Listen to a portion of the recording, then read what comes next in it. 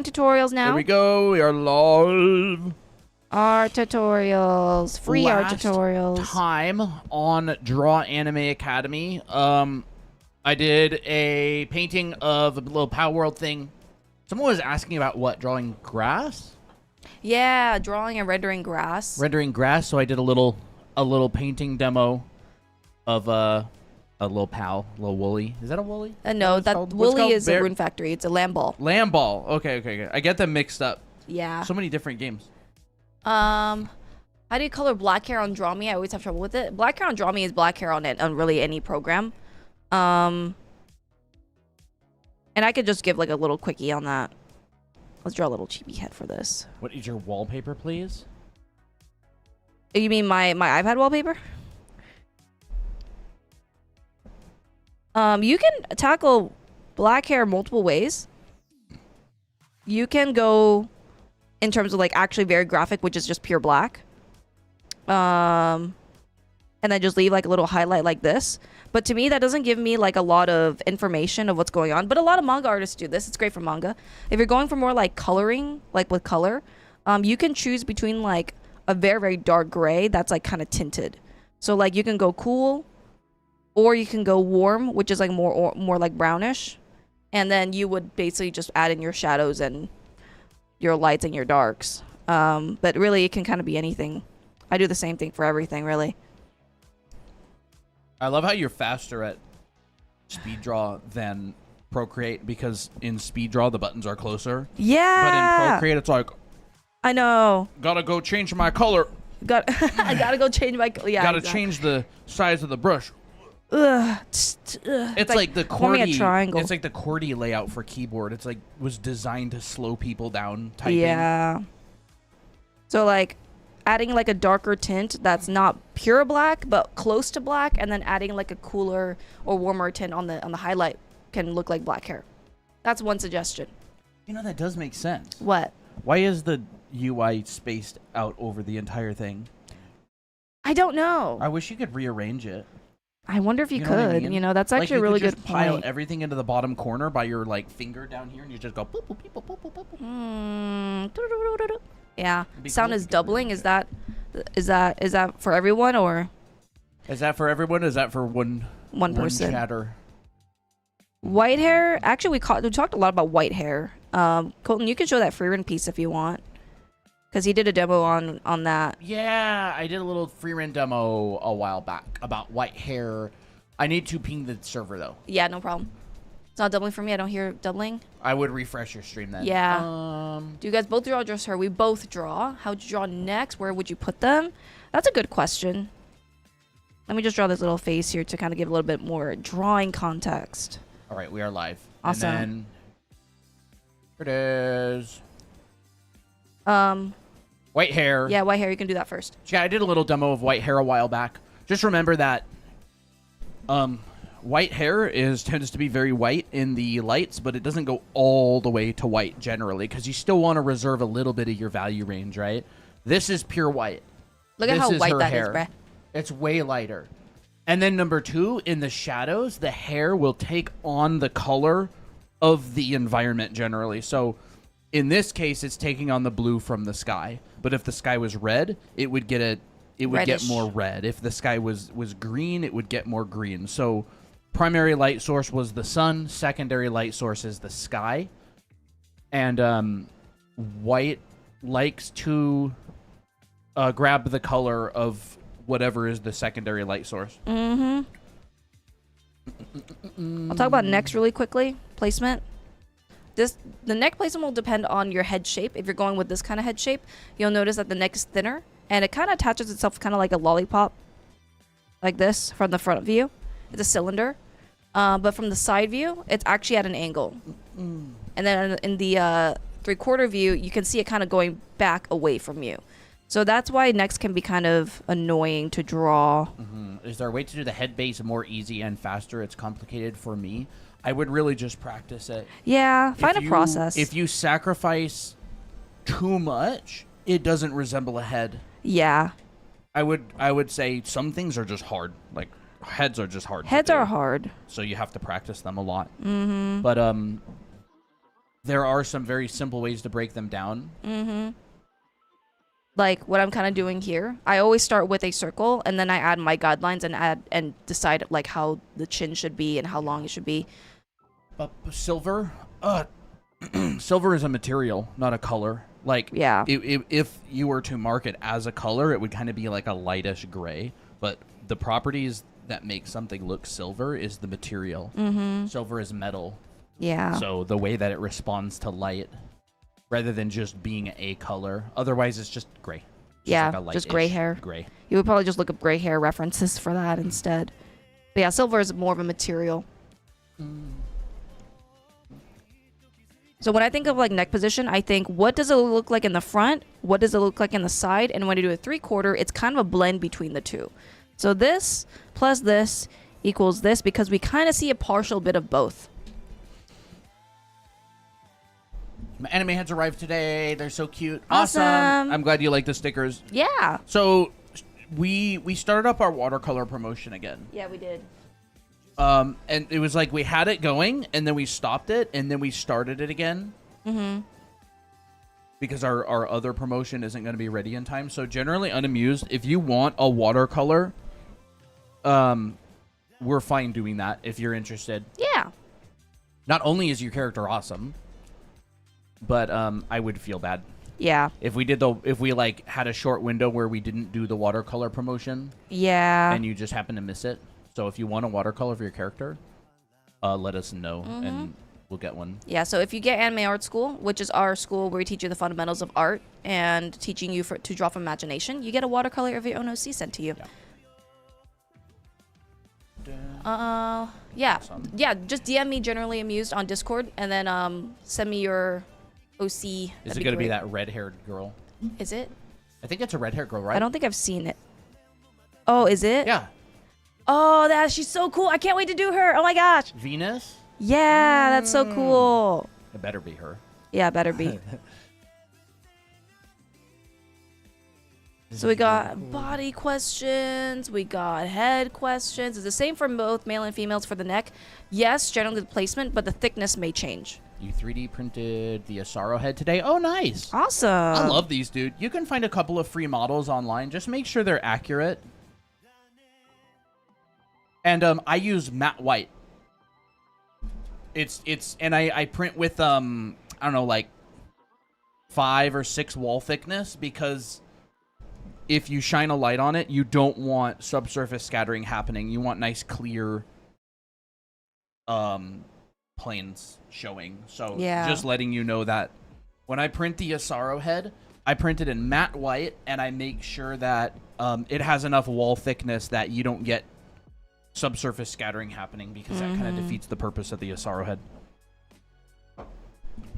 Any tips for drawing goat horns, like person with ram horns? I think I did cover that a long time ago. That'd be kind of cool to do. I'll think about it. So yeah, female necks, male necks. Male necks tend to get thicker depending on the body type. So like you can see that the placement is the same, where it's hidden behind the chin and the back of the head goes to the neck, and it's kind of at an angle, but it's thicker. But with a woman, if you want to go for more of a traditional feminine body type, probably thinner. Or else you'll get like macho girl, which totally fine. You know, we all like a muscle mommy, right? But that's just the body type. That would be, the concept of this will still be the same. It's just how much muscle you want to put on depends on you. Muscle mommy. Muscle mommy, like tough, you know. School. Yes, we do have a school. It's called Anime Art School. We teach you the foundation of art so that you can improve. And it goes through a lot of things. If you want to draw your own stories and characters from imagination, you would need to learn the fundamentals, which is like character design, perspective, backgrounds, color theory, people drawing, head planes like this. Because all that blended together is stuff from imagination. So that is what our school teaches. We have a collection of classes, so it's like one big program.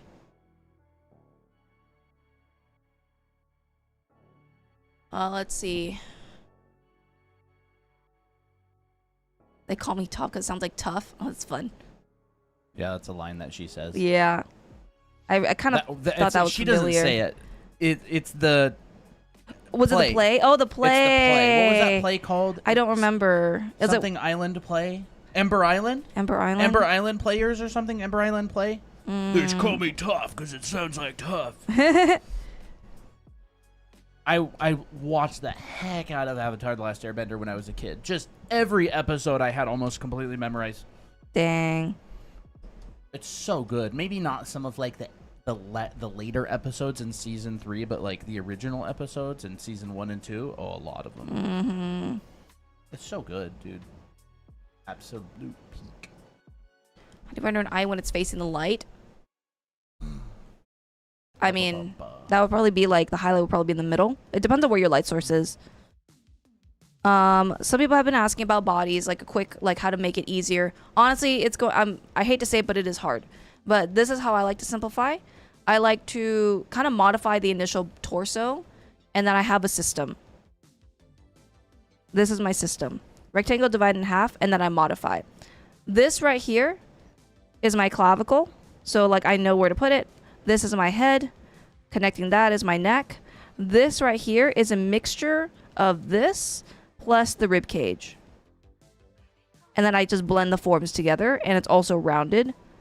So you may kind of like, if you look at like, I don't know, action figures or like ball jointed dolls, like you might kind of see something, a structure like this. Here, this underwear form is the pelvis. And then in between, which is like kind of a cylindrical form, is the sides. So most of the time my bodies will look like this. I'm not saying that this is the easier way to do it. It's just a simplified version. I would recommend, if you want to learn how to draw bodies better, don't try to learn the shortcuts. Try to learn the proper technique and then create your own shortcuts. Because this is what I've just developed through a lot of drawing these bodies. Like I've taught this a lot of times. But, you know, for people who want the quick tips, this is how I break it down. A lot of it is just kind of morphing forms and stuff. I teach a lot of this more in our anime art school, but yeah, that's kind of the gist of it. Like this already looks like a male body, and then after that, you would just need to add extra details. Like, and if you know the placement of all those things, it's easier. The female body is the same way. Collide to the pelvis. We do get that a lot. How to connect the legs to the pelvis. It is difficult because it's a complicated mechanism. Yeah. There's actually plenty of different good ways to break it down. Like ball jointed dolls are pretty interesting how they break it down. Yeah, like what they do. Which our little moving Toa Heavy Industries. Here it is. I like how these connect. They're pretty nice. It's kind of like a little undies shape. Yep. And then it has like a double kind of like ball joint thing in there. Yeah. It's like the actual like thighs start a little bit below the pelvis, and then this is like the connecting area. So I feel like that is actually really useful. Yeah. So like, you know, you when you draw your thigh, you give a little bit of gap between the actual pelvis and the leg, and then you add a ball joint. Like I feel like that's actually very effective, because this right here is like your glute area. Because your leg doesn't start immediately after, like doesn't start here, or else you get very short legs. Starts a little bit after.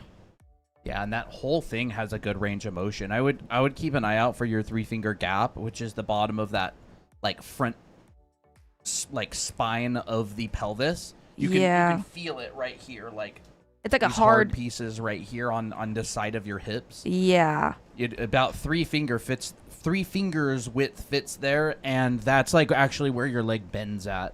Mm-hmm. Right under the 3-finger gap, because you have your sartorius and your tensor fascia and stuff that kind of connect around that area, and those are like, yeah, that's like your bending point basically. Yeah. Like all of this. Yeah. Like this right here, you can also simplify the pelvis with like a box, but it's the same concept, because like you draw your cylinder below here, which is for your leg.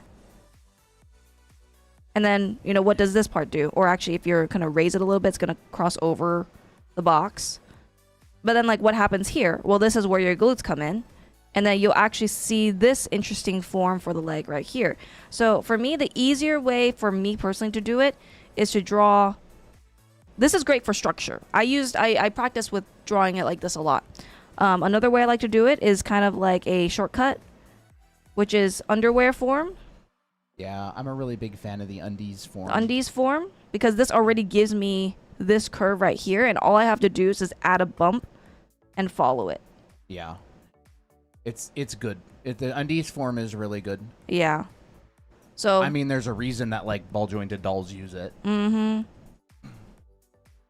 and a lot of the time you connect it with skin and muscle and stuff, but like for the sake of this demo, I'm not going to go over the muscles or anything.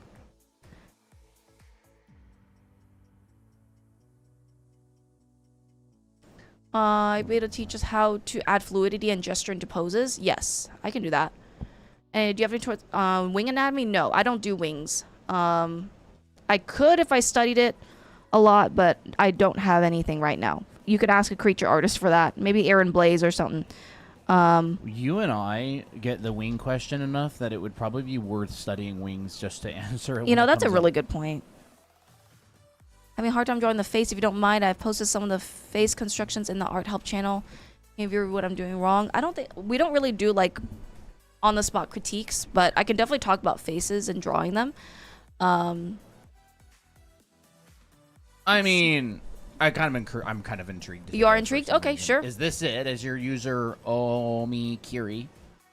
Omikiri. What about back muscles? What brush did you use? What canvas size do you use?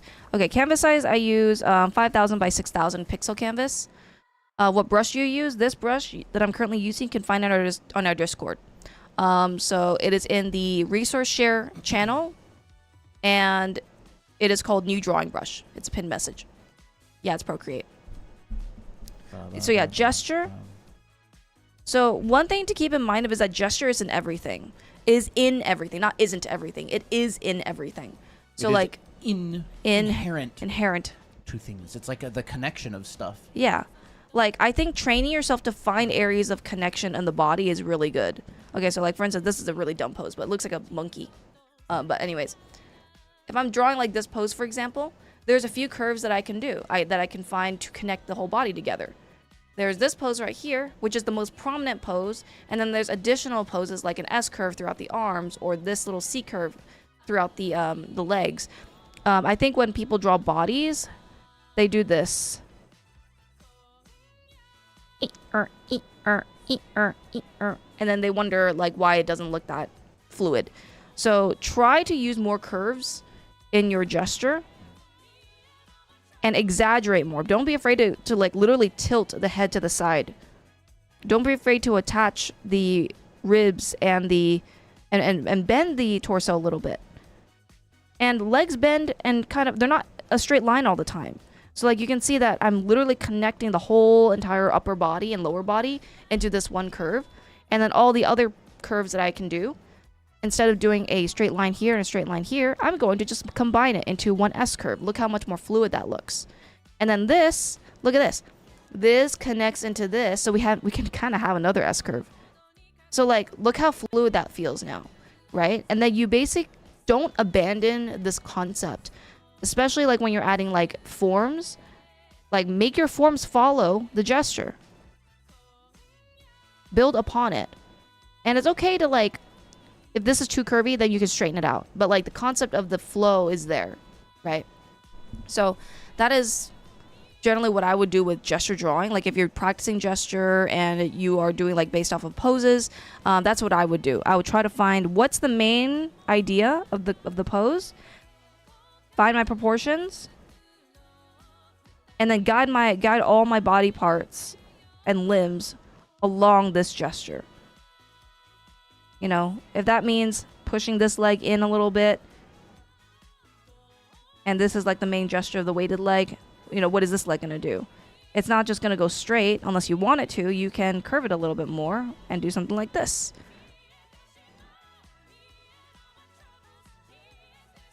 And maybe this person's, you know, showing off a cute pose.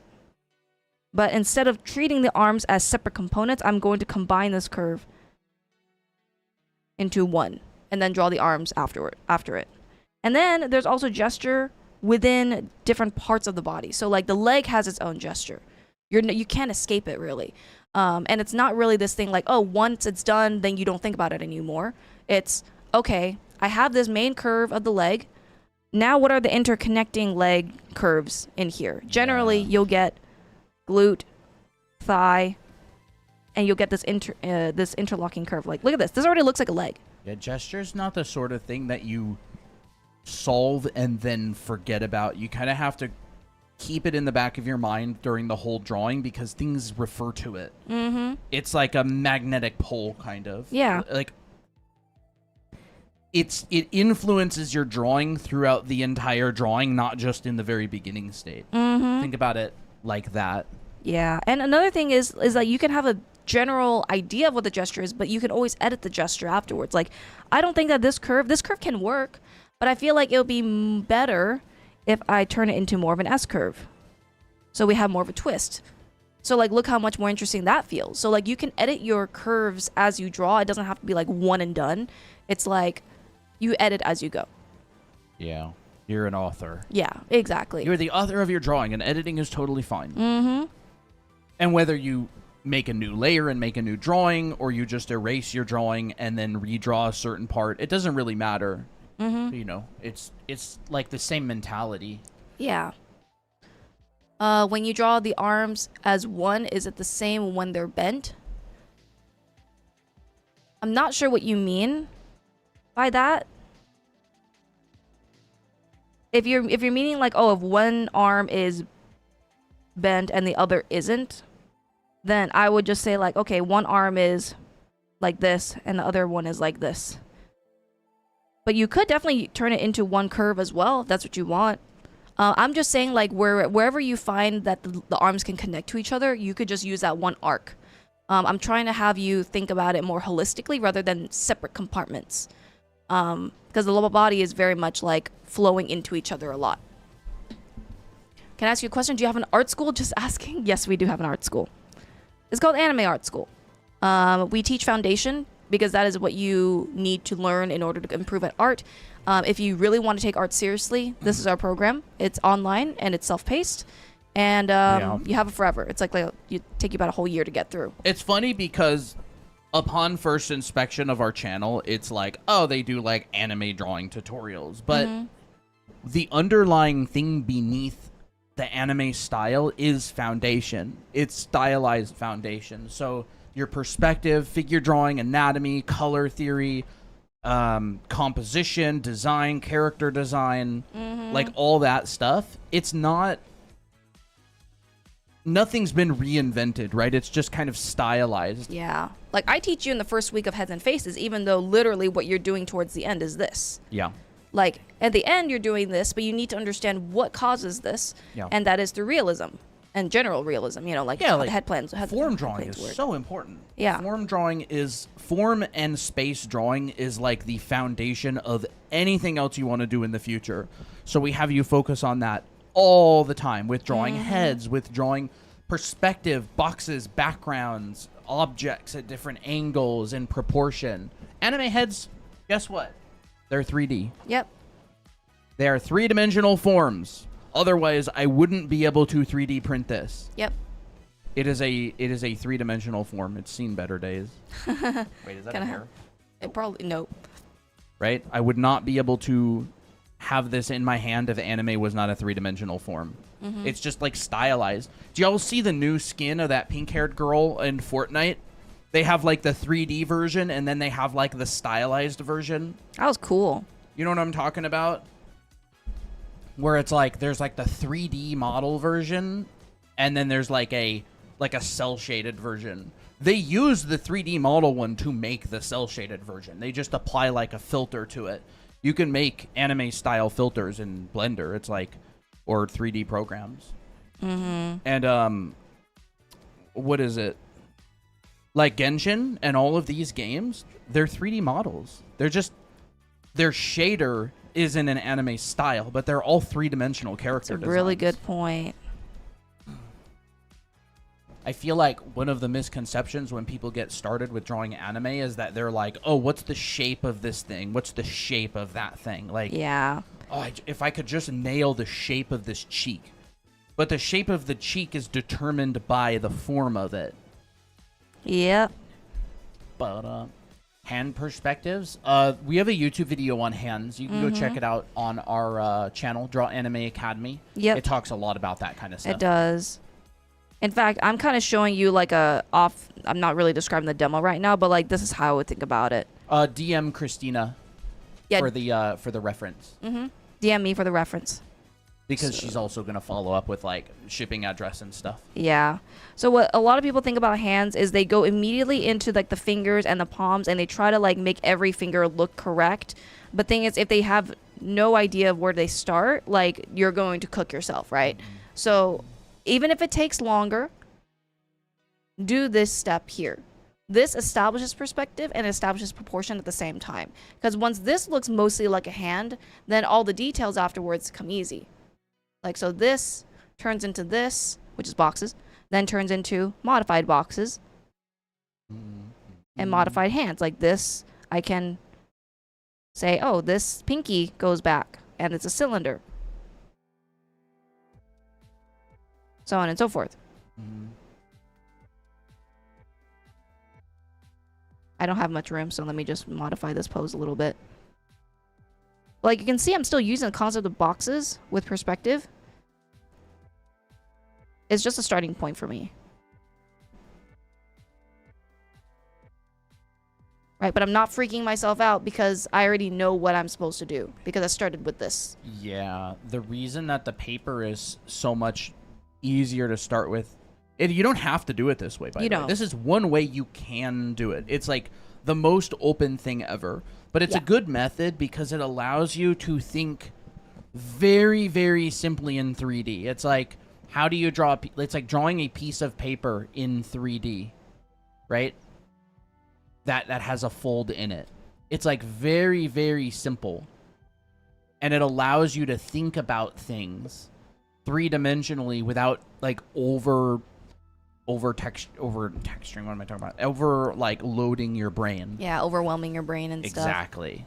And then like pieces of paper. It's actually a really good assignment, by the way. Just practice drawing pieces of paper that you can like just zigzag back and forth. Like, oh, here's one here. Oh, here's one here. Maybe one down here. Right? Maybe one like this. One like this.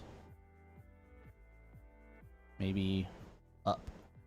This is a great exercise, and you could even like grid these out. You guys can doodle this in your math homework, right? Yeah, this is a math homework doodle.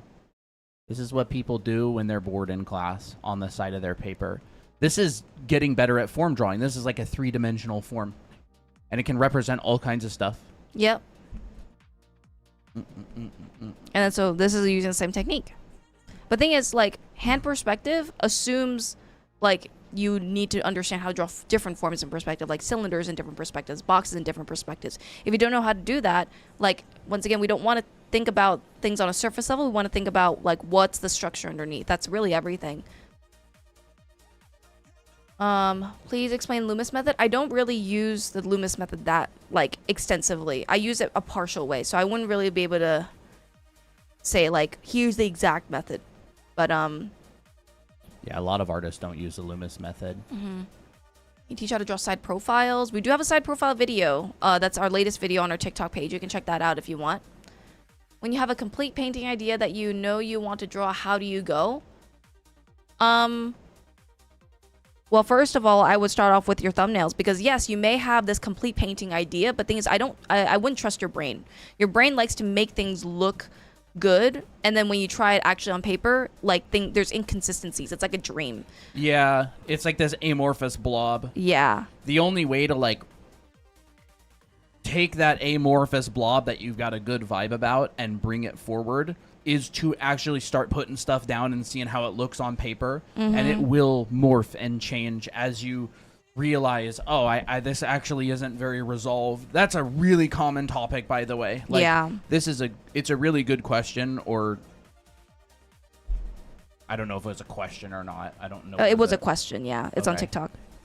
Like, how would you go about having a complete... Like a how would you go about completing that image? Like if you have this perfect idea in your head. Yeah, you would draw and refine it for sure. Very good question. Yep. Get it on the page, solve that illustration in your head. Like, okay, you got this illustration, but now you got to break it down and piece it together. Like, what's the composition? Like, your composition thumbnails may look like this. Like, really simple. Right? What is the character doing? And then you flush that out, and then you're like, okay, well, now what's the lighting? What's the color scheme? All that stuff. You don't try to just tackle it all at once. You have to kind of go at it at a more systematic way. And if you don't really know how to do a lot of things like rendering or like understanding the lighting and how all that works, it can be difficult to do, but that's the process. When I do this illustration, for example, this and this, like these start out with iteration drawings. Like these started out with like, oh, what's the pose like? And so I do like 3 or 5 variations and pick the one that I think fits the most. And, you know, these may have different poses. You know, sometimes the first one may end up getting the right one. You know, what if this was a close-up shot instead? What if this was like a lower perspective? You know, which one do you want? Which one can you tackle? You pick your favorite one, and then you refine, you add lighting information and all that stuff. We teach a lot of that in our anime art school, but, you know, kind of hard to explain it all in one go and on a stream. I'm looking at the ram horn stuff. Oh, that'd be I'm cool. just like kind of messing with breaking it down. I've never drawn a ram horn itself, but to me it looks like a hair coil. Like it is like a hair coil, essentially the same way as like a hair coil. So if whoever asked that question about the ram horn earlier is still here, I can't teach you how to draw it, but I can teach you how I would go about breaking it down so I can learn how to draw it. I would say it's not important that you can draw everything. It's important to have a system and the tool set that allows you to break down things, which enables you to teach yourself how to draw almost anything. That's a superpower. That's what Foundation does, is it gives you the tool set to be able to break things down and understand them in a simpler way.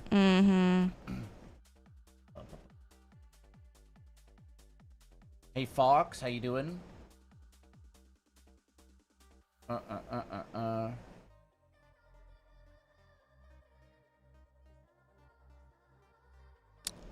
was asking about how to do hair physics. Do you want to do your demo, or not exactly right now? I don't care. It's up to you. Whatever you want.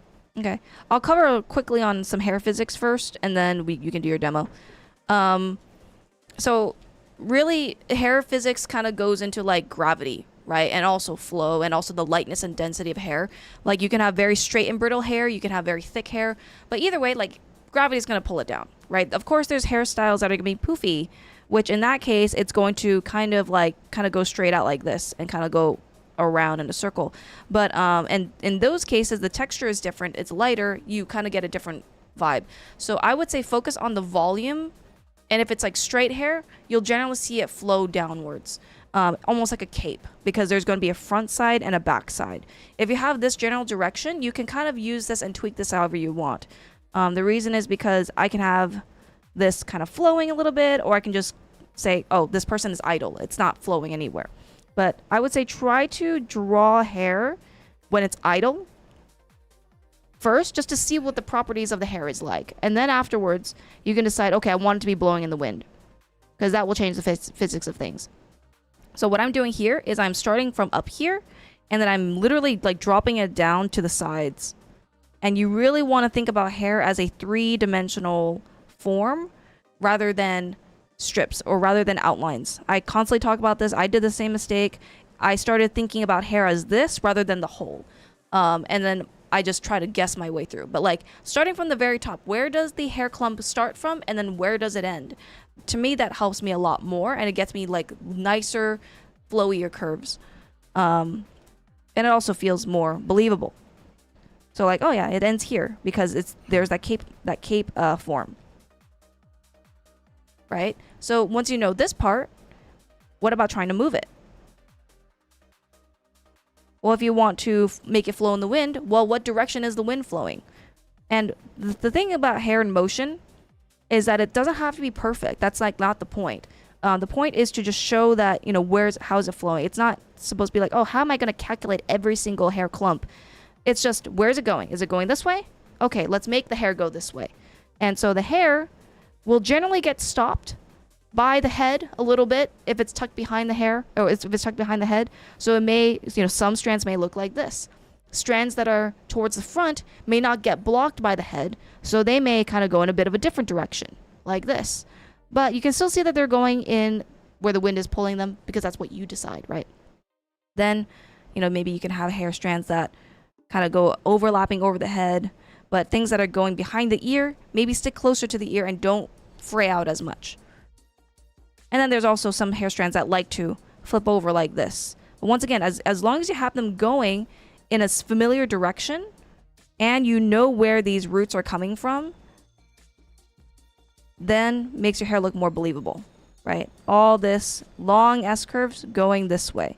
And maybe they kind of like to turn back a little bit. But I'm not trying to calculate every direction. I'm not a mathematician. I just want to make it look good. So this is like this is the concept I was thinking about. Another thing is like, what is the main gesture of your hair, and then make the other strands kind of follow it. So it's like, here's one main gesture. What if I had tinier gestures that go like this? And that feels like it would make sense. If I start going like all over the place, I won't really know where to look. So choose a direction and then try your best to guide your other strands along. Yeah. And with hair, one really good exercise is also... Oh, that's good. I learned this exercise from Wouter Tolp, who's a Dutch character designer. And drawing like a head and deciding on your hairstyle and then thinking, does this character move? What happens? Like if you have a string, right, and it's just hanging and you pull and like, let's say you move this point forward, what's going to happen to your string? It's going to kind of go like this, right? This point right here is moving. This has its like energy is, or I guess I should say it's like the bottom is stationary. And so you move it. And so it's kind of like, right? Like that. Mm-hmm.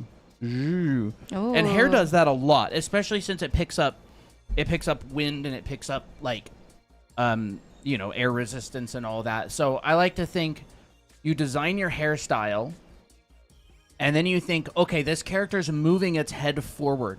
And these are volumes, by the way. These are like strips of paper. So you've got this. Right? This is a strip of paper. This is a strip of paper, right? This one's like moving quickly. So it's like, whoa, really coming up. It does not want to go because this thing's moving kind of fast. Hair will do this. Mm-hmm. Hair will absolutely do that. It'll, you know, I mean, you can see it in games and stuff, like when a character runs. Mm-hmm. This helps a lot. This really helps a lot. Thinking about where is the character moving, even if you had like a, let's just draw like a really quick thing again. Even if you had like a character that was like twisting its head or something, it's like there's a point and that point is moving around and things get dragged. Yeah. So it could even be like, I don't know, you could have hair that's like zoom, right? And it could come around, and so it like is going this way, but it doesn't want to. So you'll get like spiraling or something. Yeah. Right? Because not all the hair will want to move at the same time. Right. And that also leads into like drawing like skirts and stuff. How do you draw the head so quick without any guidelines? Just practice. Yeah. Although I'm not particularly that good at it. Right, and it's like spinning maybe this way. And so you get like point, point, point. Right, it's like this sort of thing. Hair will do that, except this isn't a skirt. It's like hair attached to the head, right? So and that could be like a bob hair or whatever. Yeah. And so it's like these principles apply to everything. It's not just like hair is not this isolated thing that's nothing like any other material. You have physics, you have gravity, you have all this stuff that's acting on it, and guess what? It's also acting on clothes. It's also acting on water, on trees, on grass, on everything, the human body. And so that's like the importance of foundation, right? Because if you understand these principles and how they work, it helps you be able to break down and draw almost anything. And here's my messing with ram horns. I'm like, oh, those are so cool. Trying to break it down into like something a little bit simpler, because someone asked about ram horns, but I'd never drawn them before. Do you know how to do with curly hair? I would say look at references of curly hair in the wind. Yeah, like I would say it's probably, you mean like really curly hair? It's probably more stiff. Yeah, they So- probably move as a group. Yeah, it's like it would probably move more stiff because it's like, unless it's like really maybe long, I would think about it as a little bit more resistant to the motion. It might like Yeah, it might like go like this, like a bush. rather than like yeah, like you know how a bush that. when it's like being like tousled in the wind, most of the shrubs will go in one direction, like they'll kind of go like this, rather than all the individual branches are flowing in this direction. With curly hair, it is kind of like that. They move as a group. So like here's like curlier hair, kind of poofier hair, that's just no wind. Here it is with wind. You can see that the grouping is pretty similar, but I'm moving all my gesture going this way, and I'm also giving hints of like how are the bangs, what are some easier hair strands that move like looser. Like bangs tend to move a little bit easier, so like I'm going to show that. So this looks like it's going motion. Maybe the hair is kind of revealing the ear in this view, whereas in this view it's not. It's covering it. So like give yourself or give the viewer more hints as to like what's the hair doing. It's not going to respond the same way as like straight hair or like wavy ribbony hair. It's going to be like, very different. Whoa, it's like trying to bend. Yeah, it's like trying to. And I would honestly see how other people do it. Yeah, see how other people do it. See how other people animate it, and watch the pattern. Like that's really it. You're just watching patterns. And you're trying to emulate it in the drawing. If you want to keep the expression shown, but the hair is in the face, that's where you take creative liberties. Yeah, like you're not gonna just cover the entire face, even though logically that would be the one. Yeah, You know. it's like I want to show this thing. Technically, it would be there, but technically, I'm the artist. Yeah. It's not about like. What is a better story? Is a better story an angry character that you can't see because its hair is all in its face, or an angry character that you can see and everything's just conveniently out of the way? Yeah, exactly. Make it conveniently out of the way, and people want to look at this. It's the same logic as when you like look at in a manhwa, for example, and someone is like behind a fence. Yes, technically, the face will be covered by the fence, but you know what they do? They literally omit the fence. Yeah. I literally go like that. just saw like a tutorial or something recently on Pinterest. I think I stuck it in my effects. They go like that because you instinctively know that there is a fence in front, and your vision does this as well. Imagine you put like a hand in front of you and you like look past it. Yeah. You won't see the hand blocking your vision. You'll see past the actual hand. I So, just like- saw this on Pinterest earlier. Yeah. That's so interesting, isn't it? I don't know what it says, but I've seen this a lot. They just make the fence invisible. Yeah. Like, when you're playing a video game and your character runs behind a wall and the wall just becomes invisible so you can see your character, or the tree becomes invisible, or the roof of the building becomes invisible. A lot of people do that. Mm-hmm. Totally fine. Yeah. Like, Because you people can. want to see this. They want to see this. This is just the fence is just context. So is the hair is also just context. So like you can say, oh, I'm just going to keep most of the hair or most of the face in view, but some hair strands I will allow to overlap. Now I'm Draw drawing hair in from a red. side-angled face. It really depends on the style. It depends. You mean like this kind of thing? A side-angle face type hair? Mm-hmm.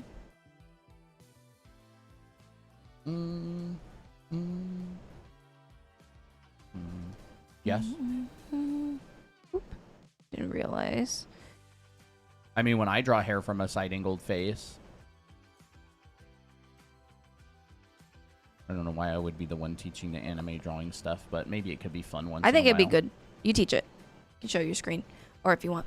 How long have you guys been streaming for today? Whenever we feel like it. An hour about. How long have we been, or How long were are we? you guys? Oh, I don't know. However long we feel like it. Struggling with making the bodies too stiff, how to make bodies in general. I have a video called If You Hate Drawing Bodies, Use This Method. And I talk about my process on how to make a body, like from start to finish.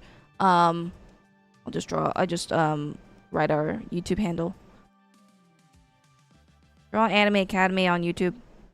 Anime Academy. I have a video on bodies. You can check it out there. Oh, that looks nice. All right. So let's say I want to draw hair in a side view. It really depends on the style. Oh my gosh, like, how does the stinking hairline go? It's kind of like...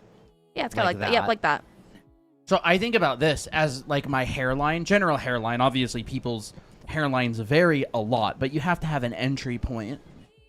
You cannot draw a drawing that is all things at the same time. I find it really funny when there's like a side view tutorial and you draw a side view and everybody goes, well, not everybody's side view looks like that. It's like, show me a drawing that is everything at the same time and I will like worship you or something. Like show me a drawing that is a square and a circle at the same time and a triangle and, you know, and a tree and The tree and everything. a face.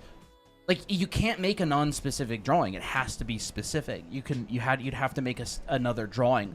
But anyways, with hair, bangs, like, what do the bangs look like? Are they like this? Is the hair slicked back? Like, it could be slicked back like this, right? We could have a little hair right there. We could have a bun. That's one way we could do it. Does it come out like the side? So I would go, oh, maybe we have these strips coming towards us, right? And a strip on the other side, maybe like that. Do they have bangs? Well, if they have bangs, are they bangs like this? Like, I'm thinking in 3D, right? So strip. Maybe I'll think about hair in terms of strips like this. Maybe I'll think of hair in terms of strips like this. Maybe I'll think of hair in terms of this shape. It's almost like a little capsule. Like that. And all I'm doing is I'm looking at this same shape from the side. Right? It's like a leaf or something. Like you've got maybe the shape from the back. So it's like concave. This is like behind it. This is in front of it.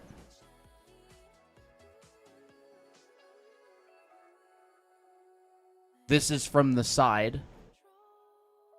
And then you could just cheat it a little bit and go, oh, well, you can see it like this.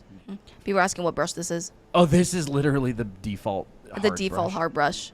This is Colton basic makes as the it brush gets. look good, okay? Yeah, this is like, I don't press hard. I do press hard. You have good stabilization on, or unless you have. I it just on have zero. 10% smoothing in Photoshop, and that's it. But anyways,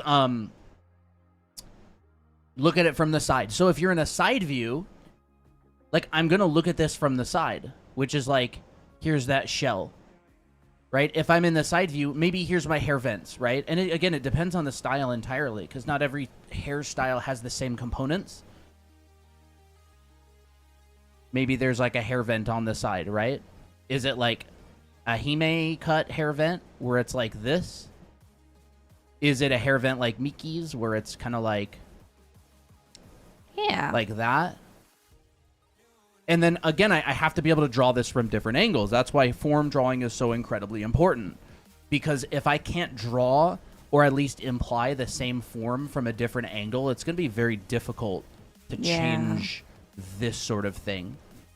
So we go, oh, here's this. Maybe it comes up and around. And maybe it looks like that. And then we cheat it. We cheat it, and we act like... Imagine this is like the front of a box, or this, like, this is the side. This is the side. We cheat it, and we actually just turn it a little bit so we can see a little bit of the front. And so it's like, here's the hair. Do you have a YouTube channel? Yes. And if you do, are you live on there as well? Yes, Yeah, we're we live are. on there. So we can cheat it. I see people do this all the time, Same name, Draw Anime Academy. which is you see the opposite side, even though technically it would be behind, Yeah. and you, like, might not see it. And so it's like, maybe you go like that. And then you see this underside of this hair back here, right? And then it's like, what does the back look like? Is it tied back? If it's tied back, we can take all of these points. They wrap around the head. They wrap around the head. And then we could have our, whatever, ribbon. Or if it's not tied back, it's coming from up here. What kind of, is it a short hairstyle? Ooh, that's cute. Right? I Is it a love that. long hairstyle? And again, like, I'm just thinking in ribbons, right? Like, short ribbon, ending in a point, making it look cooler, ending it in like 2 points. Long ribbon. Which ribbon am I going to use? Is it chopped? Or is it like this? Right? Do I want to have a stray coming off of it? Okay. Like this? Like, which one do I want to use? It depends on the hairstyle. You can't draw every hairstyle at the same time, right? You can't have Christina hair and my hair at the same time. Like, it's not possible. Instantly click because I need help with drawing Aerith's bangs. Yeah, Aerith's bangs are wild. Really high. Absolutely wild. I had to have to look them up because I will Like look up like underestimate. a side profile Aerith bangs or something, or Aerith side profile. Dude. Oh, there's that holy first one right moly. there. Her, That's a good- her bangs are like, Really high up. I mean, she must have put so much hair gel in. I know, right? It's like crazy. It's like Tira bangs, but like Yeah, times like 100. yeah. Mm. I would find what's the inside and versus the outside of those bangs. Yeah. Like it's like a long. Think of it like a big petal or a long leaf. Yeah, dude. It's like, If you look at leaves, like really long blades of grass, you'll see like an underside and a front side. that's like, this could be like the back. And then you've got, I don't even know how it goes, dude. It's like Well, it's kind of like this. yeah, it's kind of like this, right here. Crazy.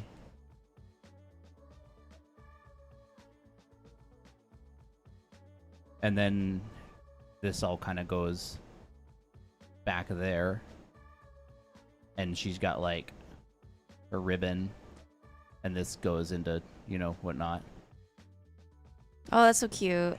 This is kind of a little bit more full. I would think about it like that, right? Like I'm thinking, what's the volume? I would draw it probably from a couple of different angles. She's got these side things right here that come down. These are really long. Are those braids as well? Yeah, like Huh. really long, like that. I'd probably sketch it out roughly like this and really try to feel that form coming out. You know, if it's like an anime hair. But again, it's all form drawing, like being able to draw the same exact form from a different angle. Like this is the bottom, this is the side, this is the front, and then later on you're just adding you're adding design to it. So instead of just this, it's like, It's not about like trying to find the perfect shape and try to imagine it in one go. It's more about like finding what's the closest that you can start with and then modifying it to that perfect shape later. yeah.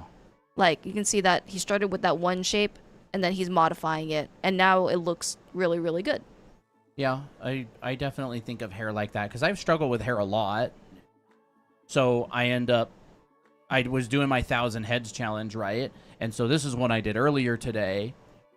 And I've been doing 1,000 heads. So I just doing hair over and over and over and over and over and over and over. Octopus hair. Abby. I do a lot of my own characters. Miki. You know, and I'm like always experimenting. I'm going like, is there a better way to break down the face? Like, could I like divide it into multiple chunks? Here's like Killua, trying to understand his hair. Here's Ray that I was failing at a bunch of times. And then when I started treating it graphically, it looked a little bit better. Because I paint. I'm not a drawer, really. I'm more of a painter. Oh, there's that Moe style right down there. Yeah, there's like a Moe style breakdown from not too long ago. Right, I've just been doing them over and over and over and over and over and over and over and over and over. There's Oh, that's Fox's so character. cute. Yeah, he's been hard at work, practicing a lot. Abby's hair, trying to figure it out. And it's all 3D thinking, right? I'm going like, hairline visible. This is pulled back. You can see it at right there. I draw it from different angles, from the front, from the side. Where's the ones with June? That one had a really good demo of... There Here's they June. are. This is how I think about it. This is my form of her hair, right? There's that, and there's that. Mm-hmm. I also like to think of hair and bangs as like a continuation of each other. So like if June didn't have these bangs, it would just be the same as the back of her hair, which is like really long, but you're cutting it short. Yeah. So I would try Be not like to. a ghost. Yeah, it'd be like a ghost. It would. No, that is. I would try to think of like the hair as generally like one unit, but you're like modifying some portion of it, like you're cutting a piece or section Yeah. out of it. Right? Like if everything was the same hair length, it would look like a ghost. This is June's hair. Again, form, 3-dimensional form, except Cut it.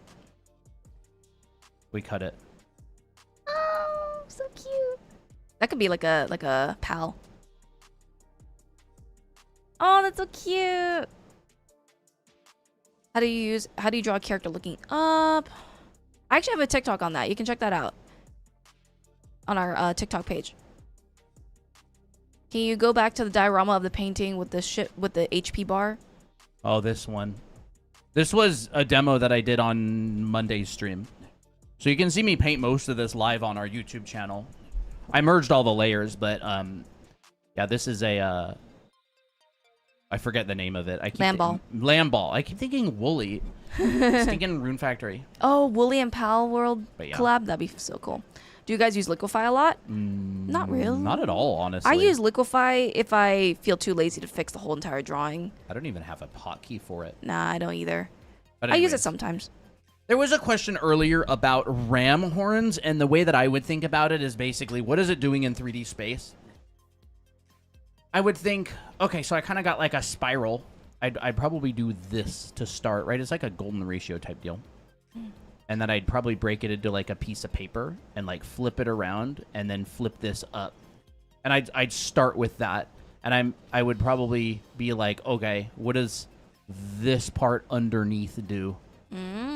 Maybe like pull that around. Is it bad though? Because I kind of rely on it sometimes with Liquify. Oh, it's not bad. It's totally fine. It's totally fine. I That's just why it exists. don't have it bound to anything. Yeah. Right? Like maybe something along the lines of that. Yeah. They're really interesting to me. They're complicated 3D forms, but again, this is like, it is form drawing. It is form drawing. The one I could just drew is kind of dumb, honestly. It's not really. You could just use the other one. This one right here, I feel like kind of captured that vibe well, which is like, it's just a piece of paper that It's a pigtail. flips. Yeah, it's a piece of paper that flips. And it's like, but it's bulged, so I'm not going to do this. I'm going to go bulge Yeah. it. Like, you can draw, like, bulged pieces of paper, right? So it's like, if you have, like, a ribbon, you can go, it's bulged. It's fettuccine. I ran out of yeah, it's like stuffed pasta. This is not recommended, by the way, unless the form is actually bulged. Yeah. Like, if you were to draw proper ribbon, you would take that, like, thickness out. Yeah, proper ribbons, you either want to curve them in like this, or you want to just make them straight like this. Oop, oop, this is fine.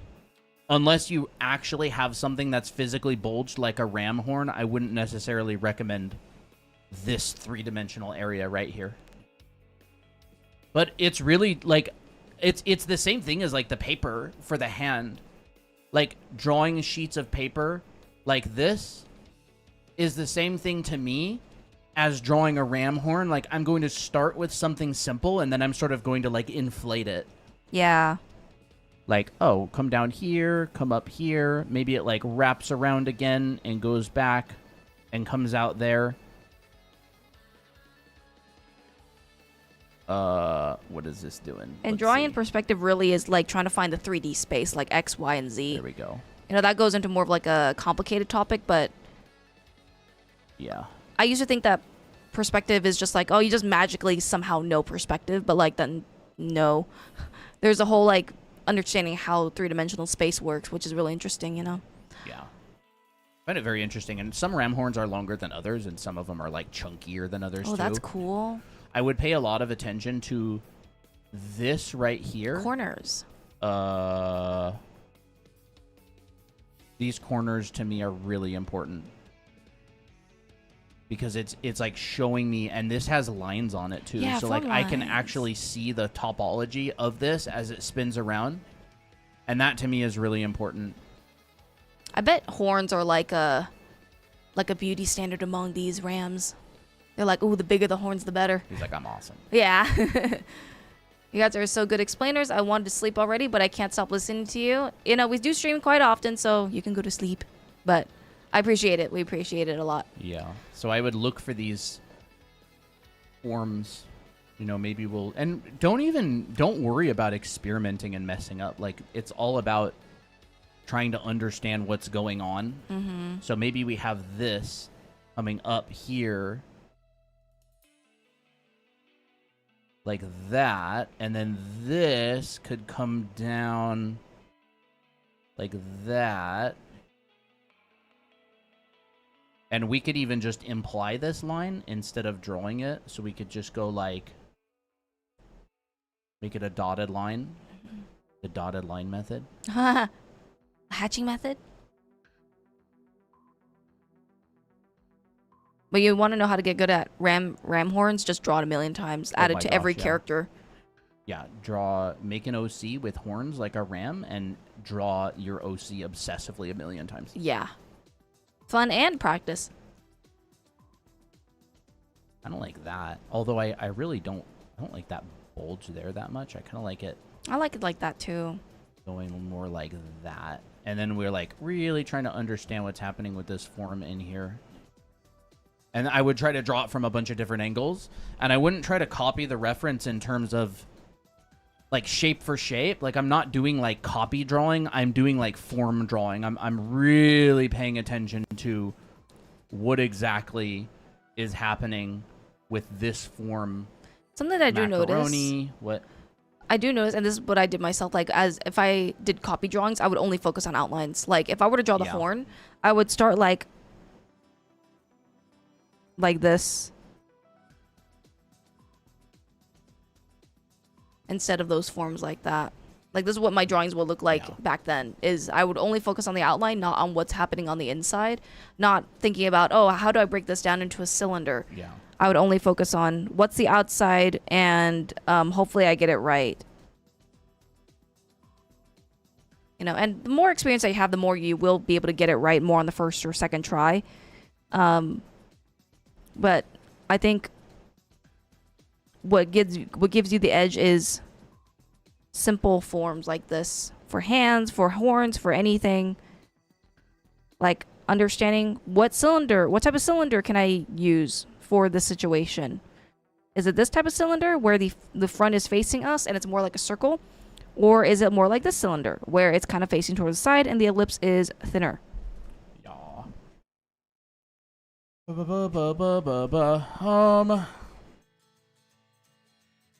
And that you can apply this to bodies, to really anything, pipes, three-dimensional surfaces, anything. Could you draw dreads? We do have a locks video actually, but yeah, I can do that. I got a tinkle. Actually, I'll show you this real quick. There's a few types that you can look out for. I've only drawn like 3 types for this, but like you can really think about them like coils. So actually, they're like noodles, like thick udon noodles, with wrapping lines around it. Right, you can see it in here. But I would treat them the same way, very similarly to like normal straight ribbony hair, but you just thicken the ends. See, like this one's a lot more obvious, thicker clumps, but you can still see I'm designing the shapes. So like if I were to draw hair, and I'm not an expert, but I've done some research myself, so I try to make it authentic. I always think about volume. Like, what is the volume of where these locks would go in, and what's the general like silhouette? So maybe it goes like this, and I'm also keeping in mind of thickness already. Right? So my hairstyle may look like this. I can change it later on, but then I have to figure out how do these locks like attach to the head. Is it coming from here? And in that case, we're just going to connect all these forms to this point. and have them meet at a similar point, and then you'll see all these overlaps. And then when you figure out things through silhouette, you can kind of decide however you want these to overlap. You can say, oh, this one overlaps, then this, totally fine. Or you can say, let's have some extra thick strands or thick clumps in front, and these are more in the background. And of course, this doesn't really look like locks at the moment until you add some kind of form indication. So that could be, you know, like this, which is showing a cylinder. It could be more literal, like this. This is generally my favorite way to indicate the form. And add a little bit of hatching as well. Or you can say, okay, it's going to be fuzzy, but I'm going to add a little bit of this hatching on the inside to show the core shadow. And then so you choose. You choose which one you want to do. And this right here is not just for decoration, it's also to show form. Everything's showing form. Like this is just showing that this is a cylindrical tube. And that's what I really would pay attention to when you want to draw this kind of hairstyle. Once again, do your own research. Find the ones that you like, because there's also, you know, a thinner kind. But I treat them like smaller, thinner, more wavier, prone to wavier curls. Here's an ultra thin version that I've seen, which I think is really cool. This one reacts more like not braided hair, more like straight hair or wavy hair.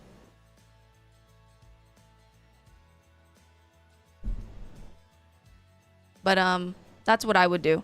I have a whole video on it as well. Not a whole video, but like whole short on our TikTok page. You can check it out there. I wish you could raid people on YT. Raid? Raid? Oh, like raid. Twitch. Yeah. Wouldn't that be cool, Chad, if you could raid people on YT stream? I'd send you all over to like Gene Bond or something. Get That'd be your great. perspective vegetables. Mm-hmm.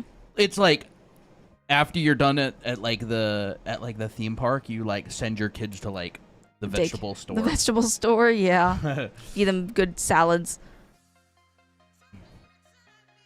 But if you want to learn, these demos are actually from my anime art school.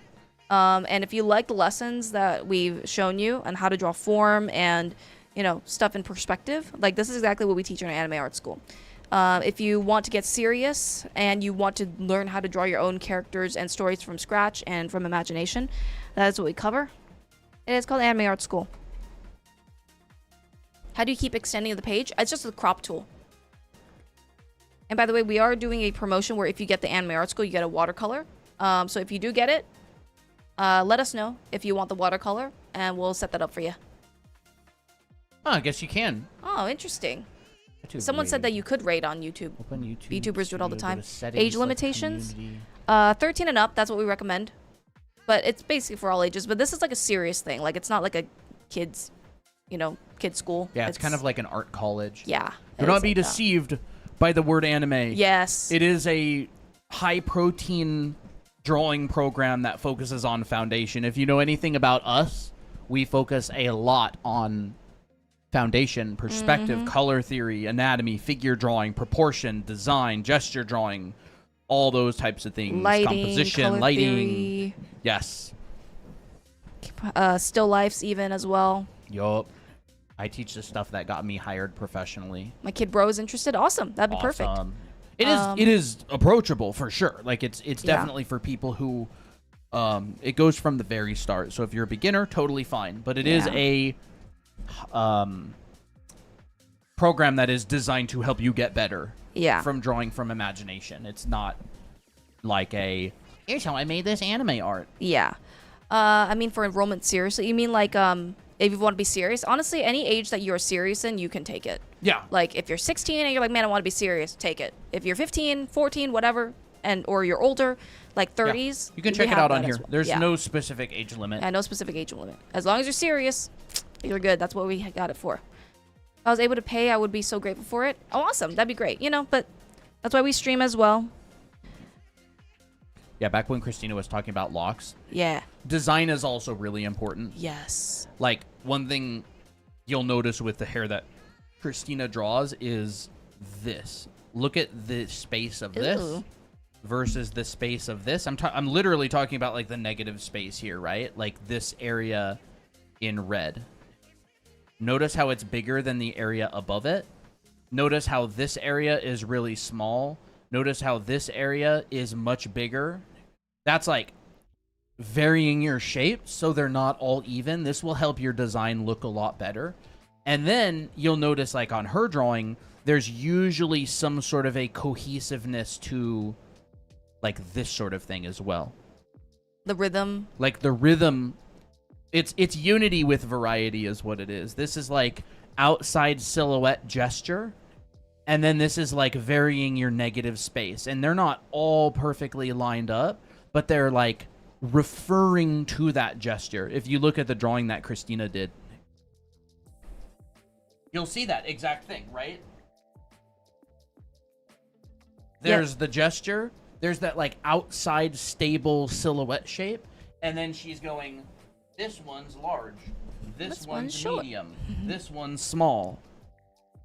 So it's like they're unified, but there's a variety within the unity. That is... Yeah. I think that's Nathan actually a really Fowkes good was the point. person that I first heard that term from, unity with variety. It's really important in landscape and backgrounds as well, because your brain needs something stable to look at, but it also wants Variety. a variety and things to vary and be different. It's kind of like you have this bounding shape that like most of your strands will basically attach to this point, but you have also other ones that are like going away from it. Yeah. You can raid on YT, can't you? VTubers do it all the time. That's cool. And no one will know because you've erased these lines. I'll have to look. Yeah.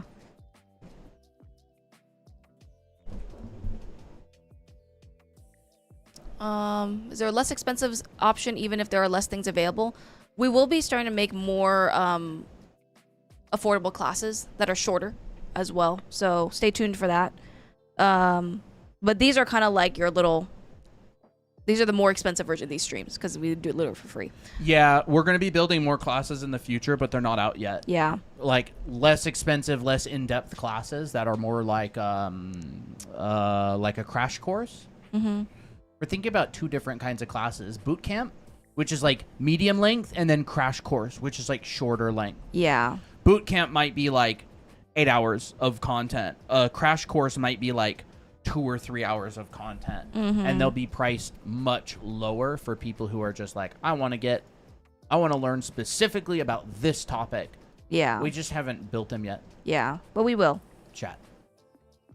What? We are this close on our YT Oh my channel to gosh. 50,000 subscribers. Holy crap. Is that crazy or what? Ouchies, We are hi. 45 subscribers away from 50,000. That's crazy. That is crazy, bro. Hey, ouchies. Let's go. It's been a long time in the making. We made our channel like 4 or 5 years ago or something. I don't know when we created our channel. It was a long time ago. Yeah. What are we learning to draw in this class on hair? We did a lot of things. We did hair, we did composition, we did gesture, we did how to connect legs to the pelvis. This is all on our YouTube as well because we're currently streaming there as well. If you want to go check it out, it's right here. This is our handle, same name. Drawing classes sound good. It's going to be offline. Oh, online? Yeah. So these are our online classes. So this is a self-paced program where you watch videos and then you do the homework. And they basically we structure them as closely to an art college as possible, because we took art college and we structured it that way to make it feel more progressive. But yeah, this is the online class. And also, at around the same time, just about to hit 300,000 on TikTok as well. Dang, 2,000 away. 2,000 away. Let's Yeah. go. It's all thanks to this video right Yeah, here. the side profile video. If you Side want to check it profile out. video. Chat. This is kind of a tangent, but you want to see how many followers a viral video gets you?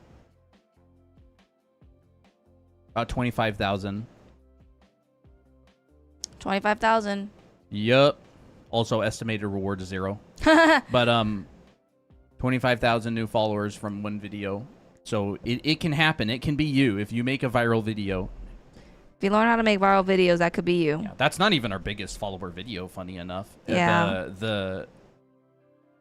The title goes to the clothing. The original how to draw clothes video That one's a big one. That one was 31,000. Yeah. That one gave us the majority of our first, like, large batch of followers. Yeah, that was crazy. Road to 1 million? Yeah, someday. I hope so. It'll happen. Mm-hmm. Let's hope so. What if we did OC drawing on Friday? What do you think about that? We could do that. We're definitely going to hit 50,000. We'll have to do a special, like, 10-hour stream or something for 50,000 YouTube subscribers. That'd be fun. What's that brush? You can get this brush in our Discord server. It's in resource share, and it's a pinned message. It's nothing special. It's just a brush that I made one day. It just looks special. I just took an existing brush, and I turned off transfer, which means that it's like one thickness the whole time.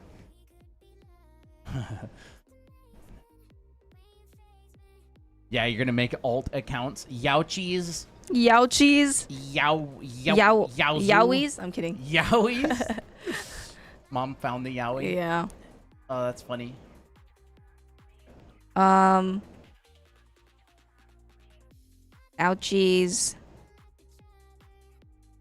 Do you hear that?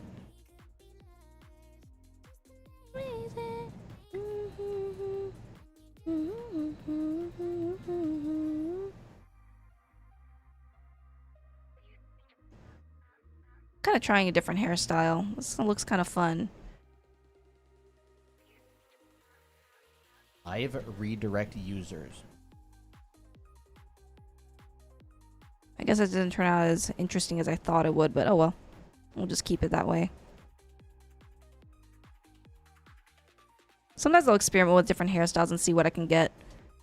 I also think that some people don't really experiment enough because they feel like they can't. I would say try experimenting with any kind of hairstyle, no matter how wacky it is. And then you'll actually see like what kind of interesting results you can find. That's cool.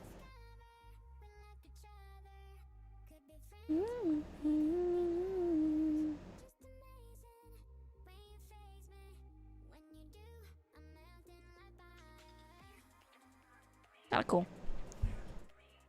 Yeah, you see how Christina like drew that? Like, what's going on in her mind is this is a tube, right? That hair right there.